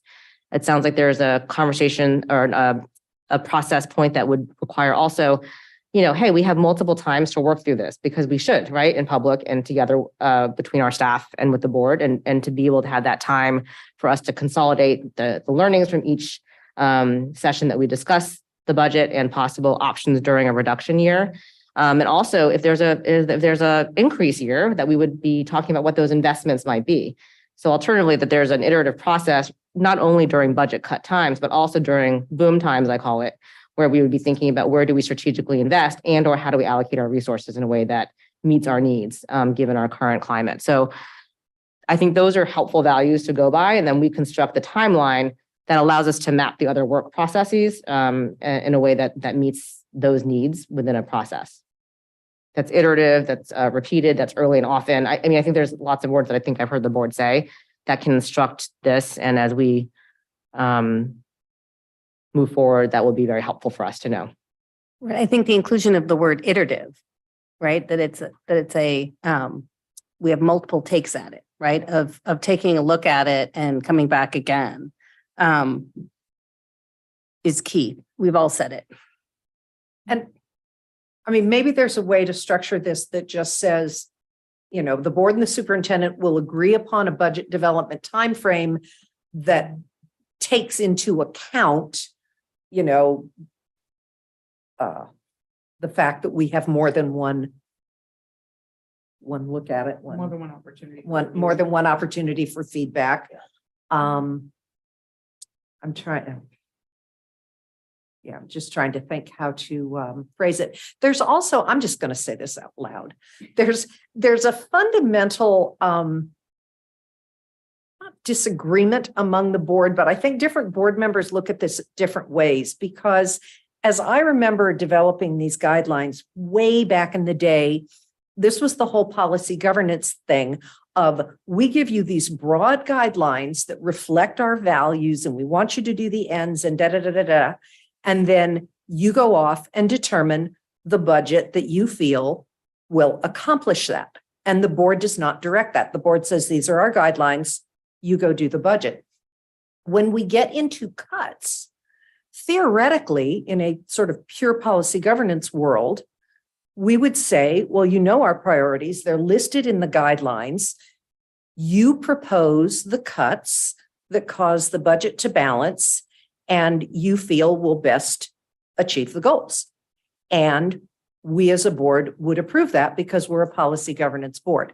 That's the point at which not everybody agrees what a policy governance board is, because there was no, we're going to look at the list of potential cuts and we want to pick and choose from the shopping list based on what we're hearing from the community. And I totally understand that point of view, but I personally think it causes us to drift a little away from the policy governance model. Now, I've had this conversation with other board members in the past. They have not agreed with me. But I wanted to say that because theoretically, the cuts should be yours. You know, if you say, well, here's a menu of cuts, and we say, we really don't like that one, we think you should cut this instead. Now you can say, well, I didn't achieve reasonable progress against the ends because I didn't get to do what I wanted to with the budget. The board told me what to do. So now I don't think we operate quite that way. That's sort of a dramatic endpoint, but it does get into sort of how much should the board be sticking their hands in the pie? Right, because if we're being provided with a list of options of things to cut, is the board deciding which of those options we're cutting? Yeah. And do I vote for the 5 I want to have cut and somebody else votes for another? And how do we rank order these? I mean, this isn't making sense. We give our priorities and expect our superintendent to balance the priorities and what we want to accomplish in educating all kids, targeting resources for kids that need more. Where are the best ways to close gaps? I don't necessarily know the best way to do that. Yeah. And I'm sorry, Dr. Gallinger isn't here because I know he would be pushing back on me. Let me push back. Let me do that. Let me try. Okay. I'll channel my Harlan tonight. Channel, you're in. I think there's, I agree with you that there's a difference in opinion. I don't think it's as stark as the one you just laid out. And yes, I think I will give an homage to Dr. Gallinger while I give my opinion. So this is solely mine. I think that what has been dissatisfying is the lack of opportunity to have some intellectual dialogue about whether or not the cuts as presented represent the board's values. And so it's not whether they're the right cuts to make, it is whether how do we have a dialogue that would allow me at the time of voting to believe, to trust, to support that those items selected reflect the values as laid out. And I feel that without having the multiple opportunities to have the conversation, that was what was unsatisfying. I am in no way trying to dictate what is on the list. I am merely trying to have another conversation, which would say, tell me how you got to this answer versus another one. Tell me how your priorities fit into getting to this list versus another one. Tell me how to the curriculum, the aging, the need in the system. Otherwise, I have a spreadsheet and no way to I guess, intellectually investigate whether that list meets or does not meet the values as stated. That's the conversation I want to have. I'm not trying to say, I want you to recalibrate the aging of roofs on buildings because I think they should last longer, or that roofs are more important than paving the parking lots or doing a curriculum. That's not my point. And I believe, and again, as we all know, I've only been here through the years of challenge. I missed the boom years. So I have and so maybe I am more skeptical when it comes to this, but I think our opportunity is to have that intellectual exploration of whether what ends up on the page is representative of the board values. And I believe that was not offered to me the last 2 years. Right. And if I could recap what you said in how to do it, this isn't so much the superintendent or CFO coming back with this longer list of what things should be or could be cut, and it's pick and choose. This is what I believe we need to do coming from them to balance our budget. These are the program cuts that need to be done. And what it leaves behind is a educational system that will broadly educate our students, will work to fill the board's priorities around targeted interventions, gap closing, right? And bring it to us. Now we get to have a conversation about it in a way, ask, why this thing and how do, and if you cut that thing, how are we supporting kids to accomplish something?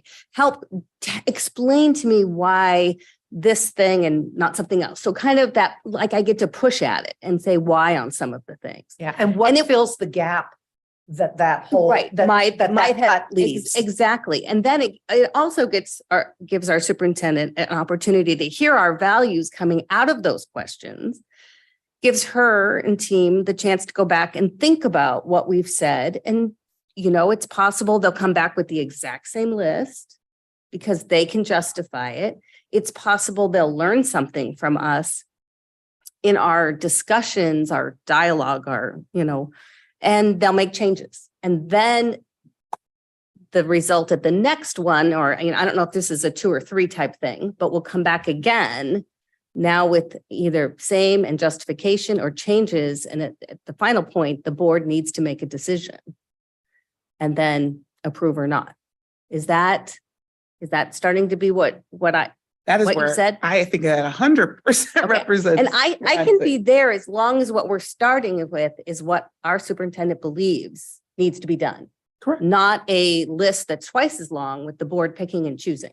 Yeah, well, this was actually the conversation that Director Moore and I had offline when I first drafted this with the wording of proposal of options, because that creates a number of problems, right? One, we have 10 things, we need to cut 7. Which ones do we like? We have members of the public or the staff or students coming and lobbying for their favorite thing. And then you end up at the end of the day, you've cut, say, 6 of them, and 4 other groups know that they weren't valued enough that they were on that cut list, even though we ultimately didn't cut them. That creates a lot of bad feelings and ill will and things that I really don't want to do. So she and I offline were already talking about changing that wording on proposal of options, but I like the language that I'm hearing here a whole lot better. I don't know exactly how to put it into words. Right. I like, but what I can get there. So I didn't like the proposal of options, but what I do like is the iterative. This is an iterative process of which we should be brought what our superintendent's proposal is at an earlier time so that we have multiple opportunities. And I don't mean to say poke at it as in a truly negative way, but as a way to review it and analyze it and think about it. And as an extension of that, share board values. And you share why those things, because something has to be cut. So why those things and what is left behind that's going to be the robust system that does support our students. So what you described matches what Mr. Turney and I have discussed as an ideal process as well. And what we are very committed to across our entire cabinet, and being able to pull forward, not a surgical list of items that are a la carte, but actually a holistic view of the interconnectedness between the work and what that implies, and our analysis about what those trade-offs, right? And or, as we said earlier, what those opportunity costs might be. And that would be true even in boom times, right? as well. So I also I also had heard, I mean, can I bring up two other points if I may? So one is, I think we had discussed at the last meeting, including language around the strategic plan, right? So if the strategic plan itself is an exercise in prioritization, then that is a helpful and instructive companion to support the budget process, which may be more of how we then, you know what I mean, bring forward to Director Moore's point of rationale and linkage to the work. I didn't know if that was something that the board wanted to include here in some way as a reference. And the second is, I've heard very loud and clear other language around making sure that we are investing where there is highest need. And I think that somewhat is addressed in other components of this, which include, but it's kind of lost here in the second bullet point under section 1. A comprehensive educational program which reflects overall community values and provides interest and provides a balanced and equitable educational experience for all students. But I think the finer point that I've heard the board talk about language is directly investing where there is higher and bigger need. That's different from funding equally. So I wasn't sure if it came up in your conversation, Director Weaver, with Director Gallagher. And I don't know if you guys would have thought that was under this gap closing, learning loss. I guess that to me becomes the high need, but maybe it's just another way of looking at those words. Yeah, potentially is where it could fit in there, but I wasn't sure if it was a straddling multiple bullet points or it was the desire of the board to actually name that even more deliberately, as I've heard the words be spoken in our various sessions, talking about budget. Right. And actually a little bit of that language ended up in the timeline section, which is a little weird, but. Oh, yeah. Areas of greatest need. Oh, right. Prioritizing Areas of greatest need. Okay.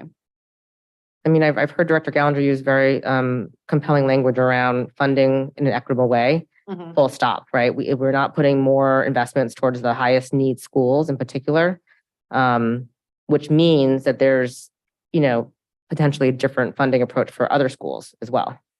Not a take away from, but they were re-looking at the model of how we look at investing our resources where there is highest need. Yeah. I think that's good. Well, and I do think the bullet around providing targeted resources for social, emotional, sports, gap closing, and learning loss is a paraphrasing of that. Okay. Good. So what next? I was gonna. I was like, before I go to. I'm gonna give one more. I just want to put one more fine point and then get to how do we get to the end.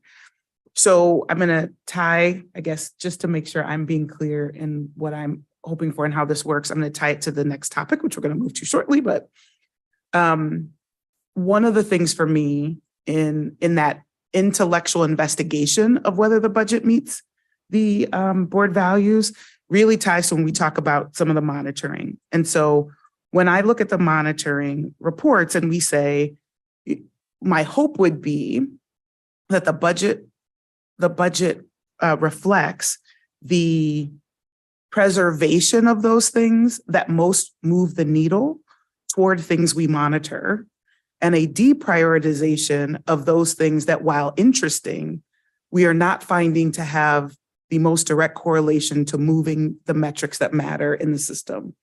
So last time I talked about the big tick marks on the ruler, if we are getting better at saying we know the key moments in across the pre-K to 12 journey that we need to make sure we have the right supports, the potential pitfalls, that should be coming across and when we monitor, but it also how I'll know that the values are being reflected if those things we are preserving are in direct line with those things we believe have the biggest correlation to what moves the system forward positively. And so as I reflect on, again, the spreadsheets as provided, I have no way to investigate that. Okay, that's an interesting list. It tells me what we might get rid of, what we might deprecate in the system. but it doesn't communicate to me we're doing that while keeping whole these things that we know are best contributing to how we move forward. So again, I'm not so interested in saying which things end up on the list and which things don't. I think the administration has to be in the position to create that list. But when I talk about an intellectual investigation, I need to be able to ask, okay, well, if that goes, what stays? And how do I know that thing moves the dial on graduation rate, on any of the other things that we said we have to prioritize, fourth grade reading, whatever it is. That's how I'll know that we've done those values. Does that make sense? Right, because it's kind of if it's a difficult thing, we're talking about what we cut. Right. But what we really care about is what's left behind. Correct. And how that is going to continue to move the needle on these big tick marks, our big benchmarks. Right. And so that's, I think, where it gets lost because we're very focused on what's going to be cut. Hopefully that was helpful because, okay. So what do we need to do? So it sounds, one of the things we have, I think, some good updates from a board perspective on what goes into the guidelines, a good opportunity to align on the language that we may have on satisfying that iterative feedback loop, a way to know that what is remaining in the budget meets the board values, those sorts of things. And so thank you so much, Director Weaver and Director Gallinger, when you listen to this, for doing the work to get us to this draft. I will thank you again for doing the work to get us to the next draft in advance. And I'm wondering if it would be okay if we can schedule to bring this back next meeting, along with what you think might be that planning timeline.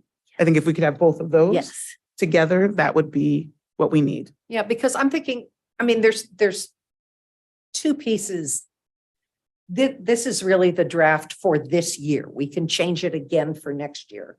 But what I'm thinking we're saying is to change this around to the board and the superintendent will agree upon a budget development timeline no later than the first week in February, or the first meeting in February, which is what we're going to do. And then I can have bullet points of if we anticipate cuts, there's enough play in the timeline for that iterative process. I don't know exactly how I want to say that. The fact that we agree to a timeline will sort of take care of that. But I think it's worth calling out the fact that we want room to dialogue about it more than once in the context of the board values. And I am willing to try to draft that up for the next meeting. Right. And I think to Sydney's point, I was going to make the same suggestion that timeline, because we really need to get this approved. Yeah, no, we do. At the next meeting, because this is our direction to you regarding this budget development. So let's get that timeline, but let's also have more detailed steps in the timeline. For example, the timeline that's there now, or that was used last year, basically just had when the regular session of the legislature ends, when we needed to make program changes, and then like our budget, right? So it didn't really lay out the parts of the steps that we're all mostly concerned about that get us that iterative process of being able to look at your proposed reductions more than once. So if that were also included in here, like bringing to the board our first look at the program reductions, whichever, we have 3 more meetings after February, right? We have 2 in March, and then the April one is the final opportunity. So whether it comes to us in the first one in March and gives us 2 more opportunities, or the second one in March gives us only 1 more opportunity, you guys decide, but I think that needs to be explicit. I agree with you. And we are keenly aware of the number of board meetings left on the calendar year and in which to engage in these topics. So we appreciate the concept of that does match on an iterative process and being able to thoughtfully engage. Okay, outstanding. Wait 1 second. I think I was going to allow public input on this. Is it fair to say that you guys are okay with the first and second sections of this as it sits? Yes. The only thing I was going to point out as something for future policy work is to look at The bullet where we talk about limit the use of the board designated emergency reserve of $1 million to emergency capital equipment and or facility repairs / replacements. That is all in the EL, but somewhere along the line, the budget development guidelines added the phrase or other unforeseen liabilities or expenses, which makes it very big, right? Not just capital. So if that is something that we, since it's in here, that we really want, then we probably should consider adding it to the actual EL. And that one was in EL 5, number 7. So just future, something to look at when we review policy. In other words, we took a bullet point out of an EL and then we added some stuff. And if we want to add it in here, do we maybe want to add it in the EL? Right, they really should match. And because it is actually a really significant change. Yeah. I think that's a great catch. We also did indicate that we would allow public input on this item. So I do want to take a pause and on that point and see if there's anyone in the room who wanted to give public input on this topic, which is on budget development guidelines. Okay, seeing no one in the room. No Is one there on the Zoom? is there's no one on the Zoom? Oh, I can't He's see him. shaking his head. No one on the Zoom? See him? Okay. Thank you. Thank you for that. It was a great conversation. Feel comfortable with your next steps on Kind of, I'll bounce it off. of him. guidelines? Superintendent, feel comfortable with your next steps? Yes, if you'd like to. Okay, Okay. wonderful. Thank you. And we will move that to the next meeting where we will actually take action. Okay, so next on our agenda is the monitoring report and part 2. Do I have a motion? I move the board accept the monitoring report for E2 Part 2 Academics and Foundations as presented. Second. Thank you. Superintendent, over to you. All right, before I turn it over to Rich Malish with support from Dr. Dana Bailey, I'll just say thank you to the board for the feedback and input at the last meeting as we reviewed E2 Part 1 and just along the way as we revised the interpretation and the subset of progress evidence that is shared. And so ends to Part 2 was certainly drafted with the feedback from Part 1 in mind. And just really appreciate sort of the focus on reducing the data points further. And great work from Rich Malish and support from Dr. Dana Bailey. So turn it over to Rich. All right, thank you. Yes, and so as we jump into this, I know we're rightly going to spend some time at looking at some of the problem points that we see in the data, but I don't want to lose track of some of the wonderful things that are happening in the areas of math and science and CTE and technology. We offer a very robust, rich selection of courses, and we have a lot of students who achieve very highly in those courses. And I just want to always kind of keep that context in mind, because I do think that in addressing issues of equity, starting from a really strong stance of excellence is a great place to start. So with that, I do want to note that nationally, locally, statewide, math achievement, which is kind of a big chunk of E2 Part 2, took a big hit during the pandemic. And I think our data shows that very clearly, that especially in the secondary, we saw a lot more rebound in the elementary. And again, we saw that students who were thriving in math prior to the pandemic have kind of rebounded faster than students who already had some fragility in their math understanding prior to the pandemic.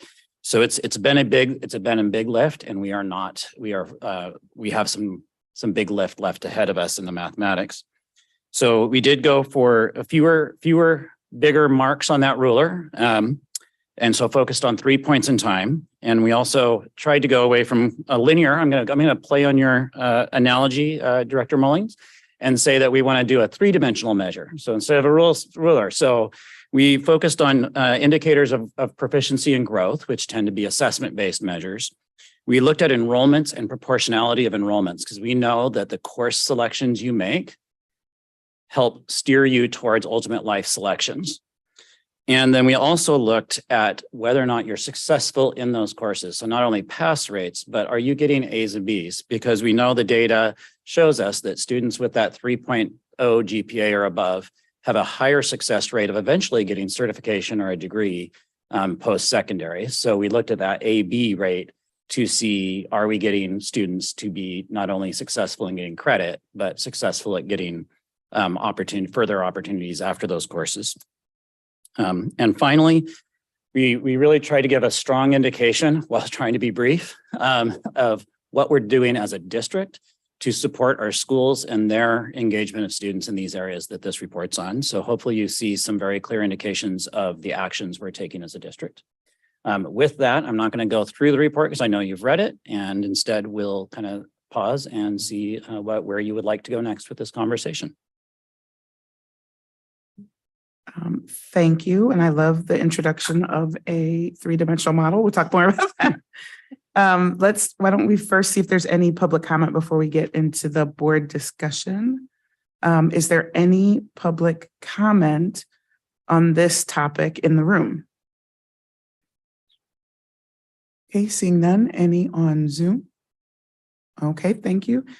As always, our email is available if folks have some after this. So how about we turn it over to the board for discussion and questions?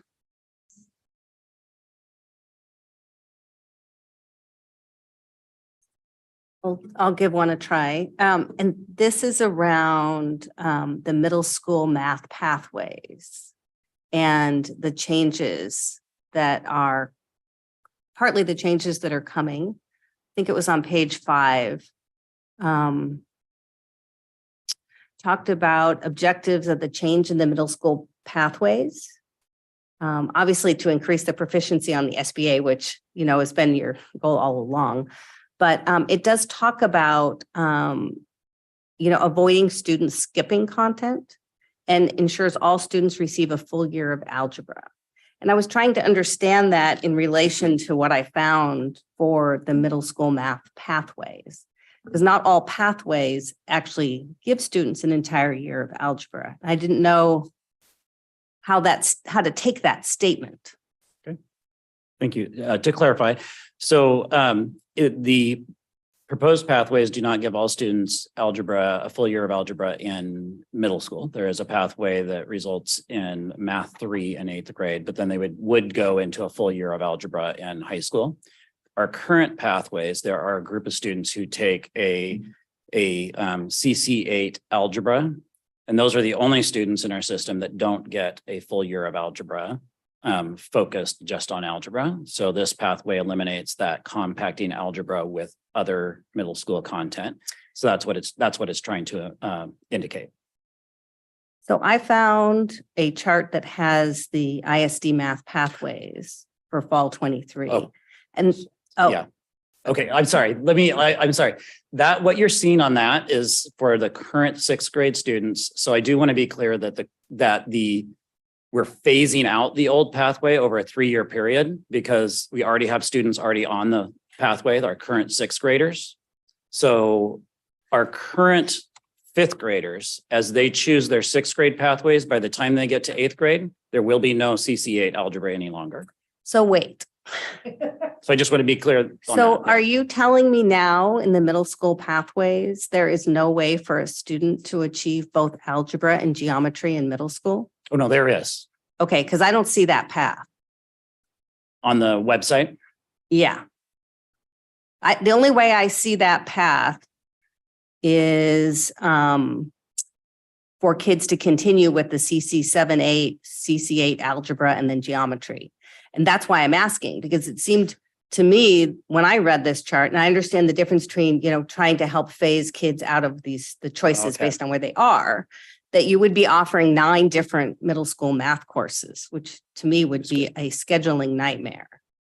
But I want to ensure that there is a path that allows students to complete both algebra and geometry in middle school. Okay. Yes, I do see that. Yes, there is, and you're right, the website, because it's in a state of transition as we phase out the old pathways, I'll have to double check and make sure that's very clear, because I thought on the charts that go into the high school level, you can see how you would complete geometry in middle school. We will continue when we have the full phase in of the new pathways. Most 6th graders, because they're in a regular 5th grade learning experience, will be choosing between the 6 and the Math 1 or the Math 1-2 compacted course. That's where most students are. And that's where most students, as you can see in the data, choose between now. The math, Well, most, Yeah. but you're also talking about today, I mean, about Yeah. 75 to 80% to take or have Yeah. started with the CC6, where Yeah. then they had choices of continuing with CC7 or going to a CC7-8. Yeah. But a good 25% of kids chose the path that gets them both algebra and geometry in middle school. yes. And so that path, there will be a path that still has that under the new pathways. Because there's still always going to be the option to choose to go straight into the math 2-3 in 6th grade. And then you do 7th grade algebra and 8th grade geometry. Okay. So that pathway will still be there. Okay, that's the path I Yeah. was looking for, was the Yeah. one that is math 2-3 in 6th grade. Yes. And then a full year, and then then it does match to your statement that says everybody gets a full year of algebra, because then they do algebra in 7th grade and Yes. geometry in 8th grade. Yes. And I'm sorry, you don't see that pathway there Okay. because if they choose the equivalent of that pathway, they have to join 7th graders next year. And those 7th graders will still be taking the CC 7-8. So it's the transition that's going to be kind of, There's a transition plan in Period. place. Okay. Yes. Yes.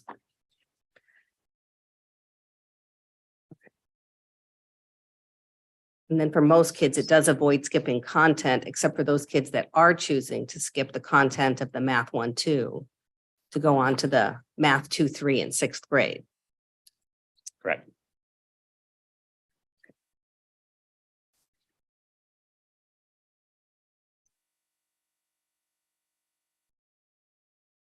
Did you have something to say that? And then if I can, Oh, sure. I'll keep going with that one just a little bit. Because I mean, and this is one of the disproportionalities that we see is in the math path, the course that students are taking by race, right? You see a wildly different spread. And, it's tricky because on the one hand, we say kids that are in the advanced track completing either algebra or geometry while they're still in middle school are highly successful. And of course, it doesn't mean that just everybody should be pushed into that track and they would be successful. We need all kids to be in the path that follows what will allow them to be most successful. But we also want all kids to have more opportunities for higher level math, because that is something that they take from high school on into college and gives them different opportunities, if that's where they're headed, for different careers and degrees. So I don't know what we can or what is in the works to try to help with some of that disproportionality by race. Yeah. So the discussion about the new pathways is that, we're gonna have to monitor this closely, and I think we also are gonna have to make very intentional efforts at that to make that happen. I don't think it's gonna happen just because we change the course selection. But I think we have a really great opportunity because our data shows that by 5th grade, we have been traditionally getting a very significant chunk of our students to be meeting standard by 5th grade. And then we saw that little slip. And at that moment that they're at that slip, they're making the choice of what pathway they're going on.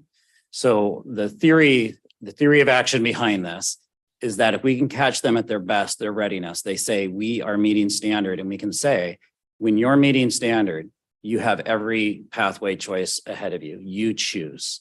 And so you can choose that math 1-2. You have the skills, you have the background, you can do that. So we can get you to meeting standard in 5th grade. You can choose the pathway that will lead you to get on that path that leads to the calculus and the advanced mathematics, if you so choose. We still believe it should be self-select. We want students to have that choice, to make that choice, but we believe that we can catch them at that time when we can help them make the best choice for them.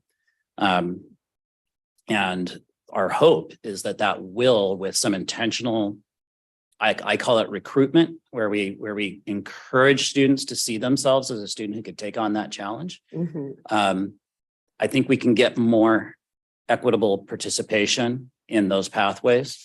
Because that's ultimately what I think we want, is we want pathways that students can choose that's right for them, but it shouldn't be dramatically different by racial group. Well, I can see with the changes in your pathways, why it could become more appealing to kids to try that path versus today making the decision between CC6 and jumping to the CC7-8. Seems like a much bigger jump than going from what would be Math 1 to the Math 1-2. For those kids. And all of this also shows us who needs the most targeted help and resources are the kids that are in Math 1 and then 2 and 3, because we want them to be very well grounded in that math so that they can successfully come out of middle school and take algebra in ninth grade and be successful with it. And I don't want to lose that one of the strategies is we need to strengthen those courses. We need to strengthen the curriculum in those courses. Right. Leaning on my middle school experience, one of the things that I think might be a comfort spot for students and families to choose a more advanced path is there is in the new path selections a course correction. So in the previous path selections, it felt like I'm in this path or I'm in that path and there's no fixing it. So if you were maybe in the middle, you wouldn't take that big challenge to say there's really no, if it doesn't work out for me, there's no real rescue. But in the new path, there is a beautiful opportunity to aim big. And if it isn't the right choice, to move to the Math 1, Math 2, Math 3 path. And as a parent and as a person with middle school experience, I do think that might be just enough of a nudge for kids and families to choose that more advanced path as they enter sixth grade. Great. Yeah, I think that's good.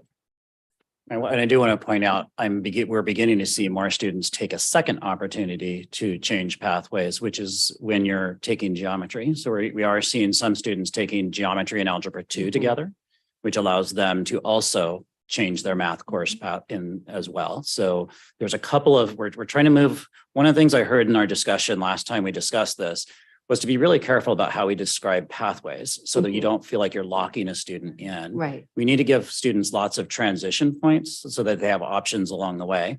And so as we tried to build the graphics, as I worked with various folks involved in this to come up with the new graphics, is we wanted to show that there are multiple choices along the way that can help you fulfill your personal pathway of choice. Okay. So, just along those lines, I was a little bit confused when I was looking at some of the benchmark data and, it says we have 4 kids who are in 12th grade taking Algebra 1. Those kids aren't on track to graduate then, are they? Or how does that work? They could be students served in special education taking that class, which would be the next extension of their class supported by special education. Okay. You're not wrong on the fact that a typical graduation would include more than just Algebra 1. Right. Well, and even juniors in Algebra 1, unless I didn't realize you could do Algebra 1 and geometry simultaneously, but although it doesn't seem like there's any reason you couldn't. But yeah, I was just curious about that because it struck me as odd, but that makes sense. Actually, when you talk about trying to help kids have another opportunity to accelerate, are they taking geometry and Algebra 2? Typically, that's what we've seen some of that more often. Because the middle school doesn't have a 6th period day, I don't know that we're seeing a lot of Algebra 1 and geometry together at the middle school. Right.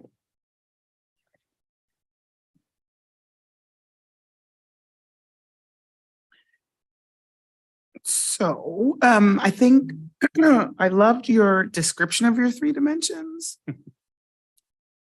I just maybe didn't get that from the right up here. So and I don't know how to think of what you said. So, and maybe that's just a continued evolution of how we look at, I guess, the executive summary of what some of these reports say, because I think the way you described it, if I wrote it down correctly, was that you're looking at, what did I write? Proficiencies and growth, and then enrollments, grades, pass, fail, and then school supports. Were those your 3 dimensions? My 3 dimensions that are the kind of metrics that I would monitor were kind of proficiency and growth, which is going to be more of an assessment measure. So SBA, especially when it gets to the secondary, is going to be the primary measure on that. Enrollment's kind of getting proportionality in enrollment. So we're seeing different racial groups accessing the different math selections at an equitable rate. And then the third one was, are they successful in those courses? So are they getting A's and B's? Are they are they getting the credits and making their way towards graduation? Okay, I think I think that that's a very good way to frame it. And I think that would help if maybe that could come out a little bit more in the actual write-up. I think I fully understand it's a lot of ground to cover. And so I'm not trying to discount that piece.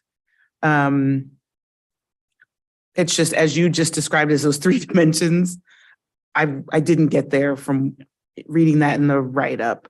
It's clear, like, now that you said it, I can track that through the benchmark data, but it would be interesting to see it even on like a historical cohort. Like, how do you see someone go across those things? But so I like those 3 dimensions, and I get it now that you said it, and I go back and read it, but I didn't get that the first time through, for sure.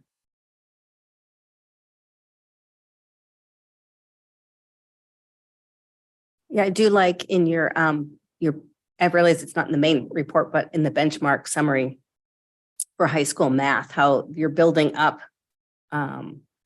over the years. So for students that are in, I guess, 10th grade, then you'll fill it in for the 11th grade and 12th grade. So we can see the passage rates of that as a cohort, the same grade level kids and where they're going in these math classes. And the pass rate, so their success rate at it. Sorry, I read that exact thing earlier, Jane. That's what I've been trying to find again in the spreadsheet, but I can't find it. So you're in high school. So in the benchmark data summary. Yep, that's what there's in the high school at the very top, but you have to be in the one that was attached to this agenda, because that's where they added the math. Yes, I've got that. At the very top. Oh, yeah, I scrolled past it. Got it. Okay, yeah. I was like, I read that earlier, not Yeah. So it gives us the semester 1 enrollments, what courses students are enrolled in by grade level. Yes. And the algebra 2 by grade level is important because, again, that kind of ties back to those math paths, right?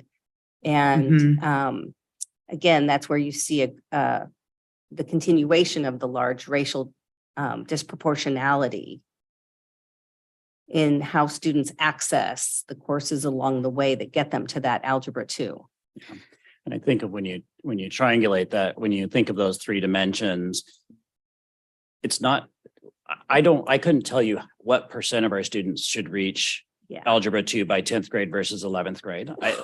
But I'd like to see that be proportionate across racial groups. I could tell you what that number is, but I'd like them to be equally successful in algebra 2, whether they take it in 10th grade or 11th grade. And I think our data shows that we've got work to do both in the representation and the success once you get there. And so I'd love to see us nudge that 11th grade A or B rate to be a lot closer to that 10th grade A or B rate, for example. Yeah, I think that chart, for me, this algebra 2 by, by grade level, that gives you the, for some reason, just adding the grad year for me made it a lot more helpful, because it also gives you a sense of which years maybe had some of that interrupted math through COVID. For me, this was one of the most helpful charts in the whole thing, for sure. These couple that are grouped together here.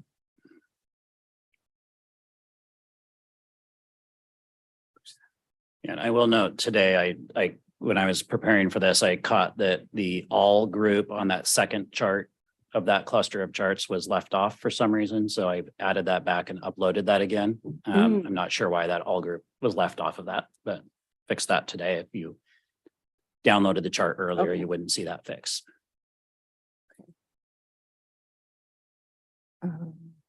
I have a question about science. Yes. Can I?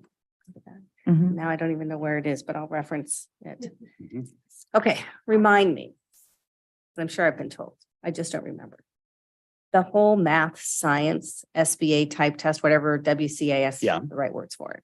Okay, at the high school level, explain to me how it works and why so few kids must take it at Issaquah High School. You know, our participation rate in 2022 was pretty high across all three schools.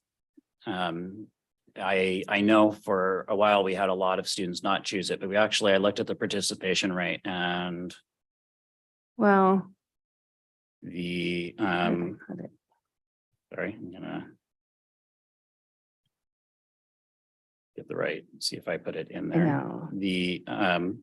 It isn't a grad requirement, which is the short answer as to why That's- people choose That's not the to. answer I wanted. Yeah, they choose not to take it because in the end, they're like, okay, so what's gonna happen to me if I don't? And I have a teenage son right now. And if I told him, well, you not won't get a required. score. And then Right. that's about what happens to you. Right. He's like, so I don't have to take this. And so they Right. have smart kids. They know what matters. Right, because yeah, I can't find the spreadsheet that had the detail, but I mean, the 11th grade overall pass rate went up from 2019 to 2022. It went from like 30 to 46, right? So, Yeah. except when you look at the detail, it's like, for whatever reason, Skyline kids take that test and their pass rate is 77%. You know, I think Liberty was lower, as again, it's more about participation than the actual passage. You know, it went up to 57, but Issaquah High School is 12.4. And that's all about participation, to be clear. And I guess that's what I'm clarifying, right? It's because if kids don't take it that are in that grade band, they get a 0. Yeah, and as a parent of one currently making that choice, is exactly as stated, is if I don't have to, I'm not going to. Yeah, and that's what I And just wanted I think to Issaquah just maybe has more of a embrace culture of that than Okay. maybe Skyline, not to be. All right. I that's why I'm asking, because that's what I thought the answer was. And that's Yes. what I wanted Yeah. to know. Okay.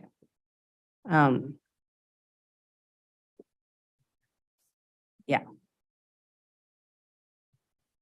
Yeah, in the main chart, it's on page 12. Yeah. It has the overall, but some spreadsheet has the breakdown. Yeah. Yeah,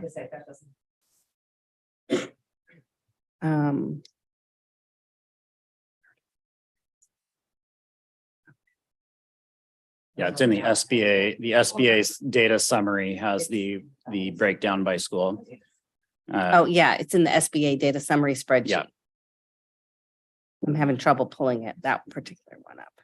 Okay. Okay.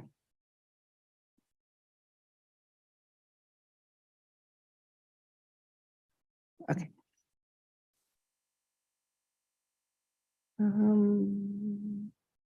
There is one item I probably did not bring up. I know I didn't bring up last time, and I'm not sure. I don't believe it's in here. I went through the whole benchmark. It could be in another spreadsheet though. And it's on the grading, the common grading practices. Yes. Is my question. And so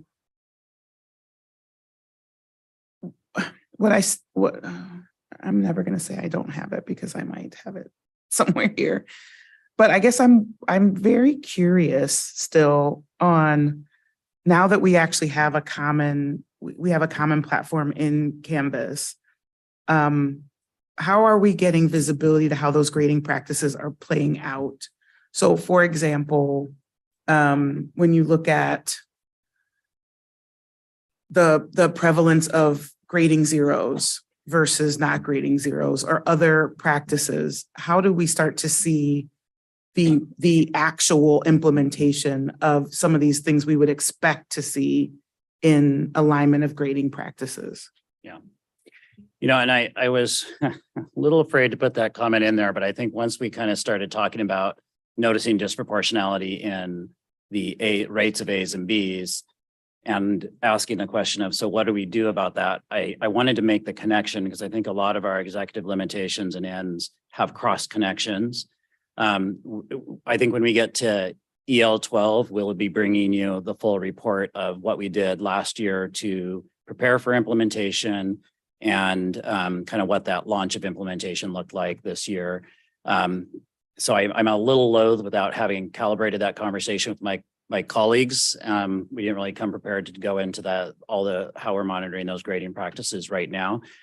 My point of raising it is that I do think that a focus on providing students an opportunity to recover, like if I do poorly on a test, and then having that recovery opportunity being graded on the proficiency rather than with a significant penalty that causes you not to get credit for your ultimate learning, is something that we've opened up in the EL 12 work that I think directly relates to the E2 work. And so I just wanted to make that connection. But I really didn't come prepared with a full report for the EL 12 work.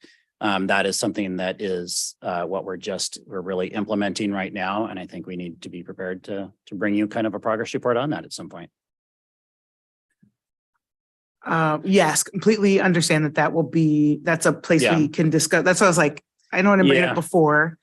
I guess I'll just share my hope and expectation when we have that conversation. That we're really getting to some specifics of how we are seeing the implementation, like in reality, and how we can see that demonstrated or trend toward or something in that nature, whether it's, zeros, whether it's number of attempts to resolve, those sorts of things would be really helpful. Okay.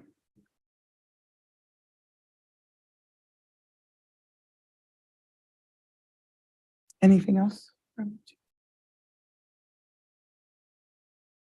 Anything else you wanted to add, Superintendent? Awesome. So we have a motion on the floor. We did our public comment earlier, so great. Just making sure I check all the boxes. So I think we need to vote. All those in favor of approving this motion, say aye. Aye. Aye. It is approved. Thank you. Thank you for that review. It's super helpful.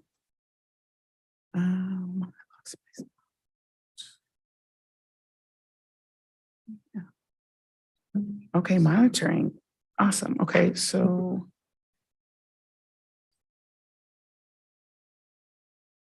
we're going to move on to the next topic, which is the discussion of EL 10, the structure of schools. And in this one, we're not going to take any action, so we won't have a motion on this one. And this is, you're doing interpretation, correct? Revised interpretation. Okay, so I'll turn it over to you, Superintendent. After that, we'll see if there's any public comment on this one before our discussion. Great, thank you. Before I go into highlighting the changes in the interpretation, I just want to thank Mia and Tarang for their feedback at the last meeting. Sorry, I have a cold, so now it's coming out in full force. I apologize. Much of their feedback was very specific as it relates to the current 7-period schedule and start and end times.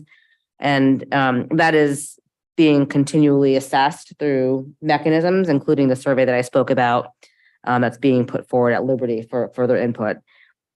And in particular, it was also good to know from their feedback that there are minimal classroom interruptions as well. So that's helpful just to know. I do want to highlight 3 changes in the interpretation. So there are changes in verbiage, phrasing, but not necessarily meaning in some cases. I also added in specific connections to our mandates by the Washington State Public Education Relations Commission, PERC, to negotiate calendars with the union, and include also notably the input that we would want to receive from students, staff, and family, and explicitly for a series of calendars in my interpretation. And then I also just added as a clarification that the role of the district to support any board discussion or deliberation for schedule changes or grade level configurations would be supported directly by the district for input, research, and possible recommendations to support board discussion. So I just made that explicit and clear in the interpretation revision in the track changes. So would appreciate then further discussion from the board on the interpretation. And I'm interested in hearing anything about additional, like specific evidence that actually this would also, you'd want to see. And we have a reference to the interpretation and evidence and monitoring report from last year as well as a resource. Thank you. So why don't we, before we get into the board discussion, we'll see if there's any public input in the room on this topic, which is reviewing the interpretation on what will become our monitoring for this policy. Anyone in the room? Okay, no public comment in the room. Anyone on Zoom? No one on Zoom. Thank you very much. So over to the board for commentary, questions, feedback again on evidence.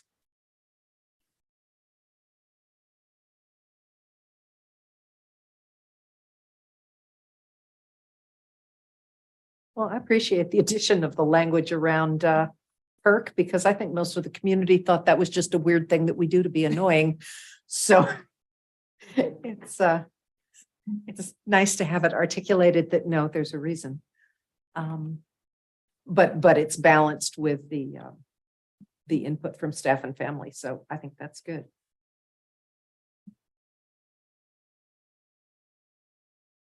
It adds the phrase in partnership with the board, which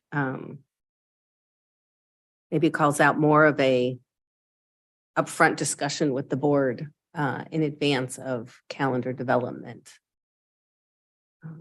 And I do like the series, meaning multiple years, right? That's what you mean by series. Yeah. I can make that more clear too. Yeah. So we don't have to open bargaining every time a calendar rolls around. Yeah.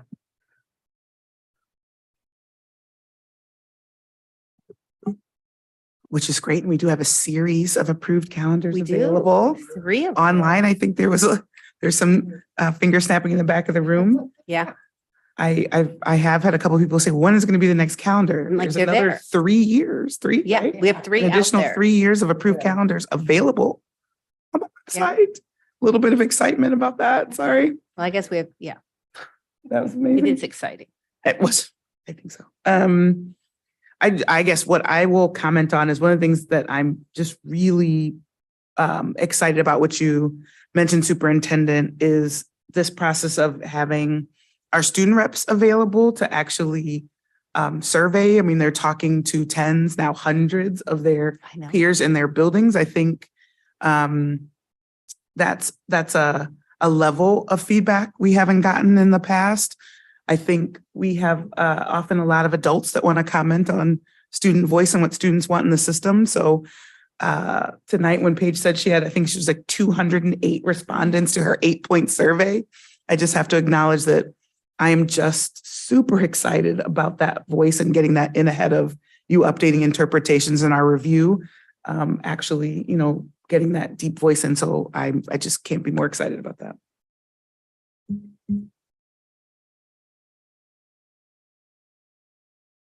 Any other thoughts or comments on the language? Maybe before we get into what we're hoping on evidence.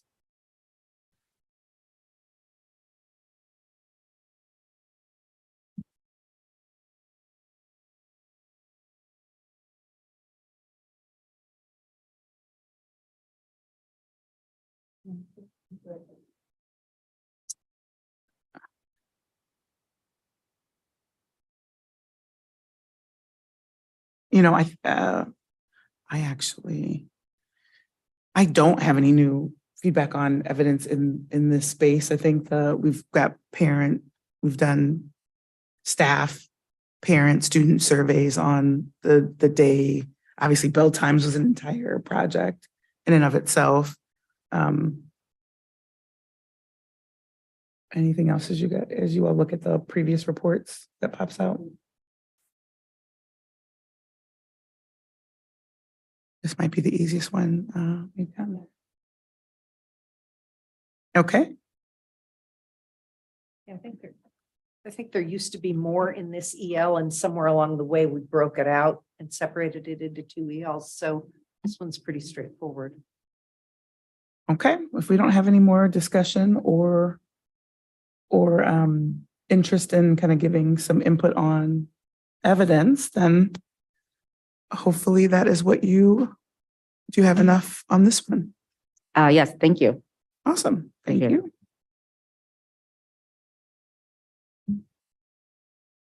We did the call.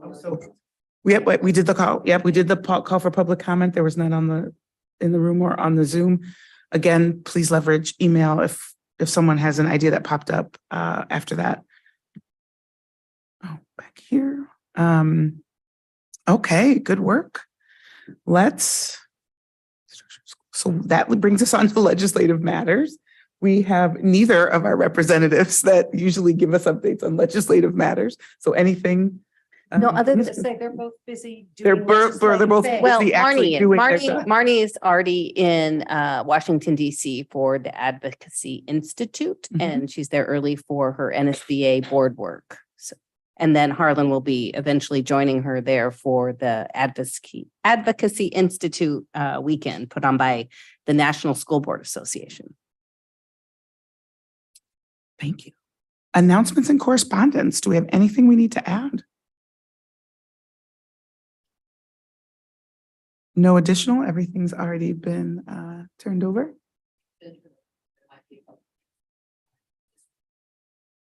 Awesome. So we'll move on to calendar and future agenda topics. I have no little notes on things we need to calendar. No, I don't have anything that we have to calendar, but we did get an invitation to the Great Careers Expo for our students. And so it looks like it's February 16th. So I'm going to give it a go that afternoon and attend it. Wonderful. Okay, with that, this meeting's adjourned.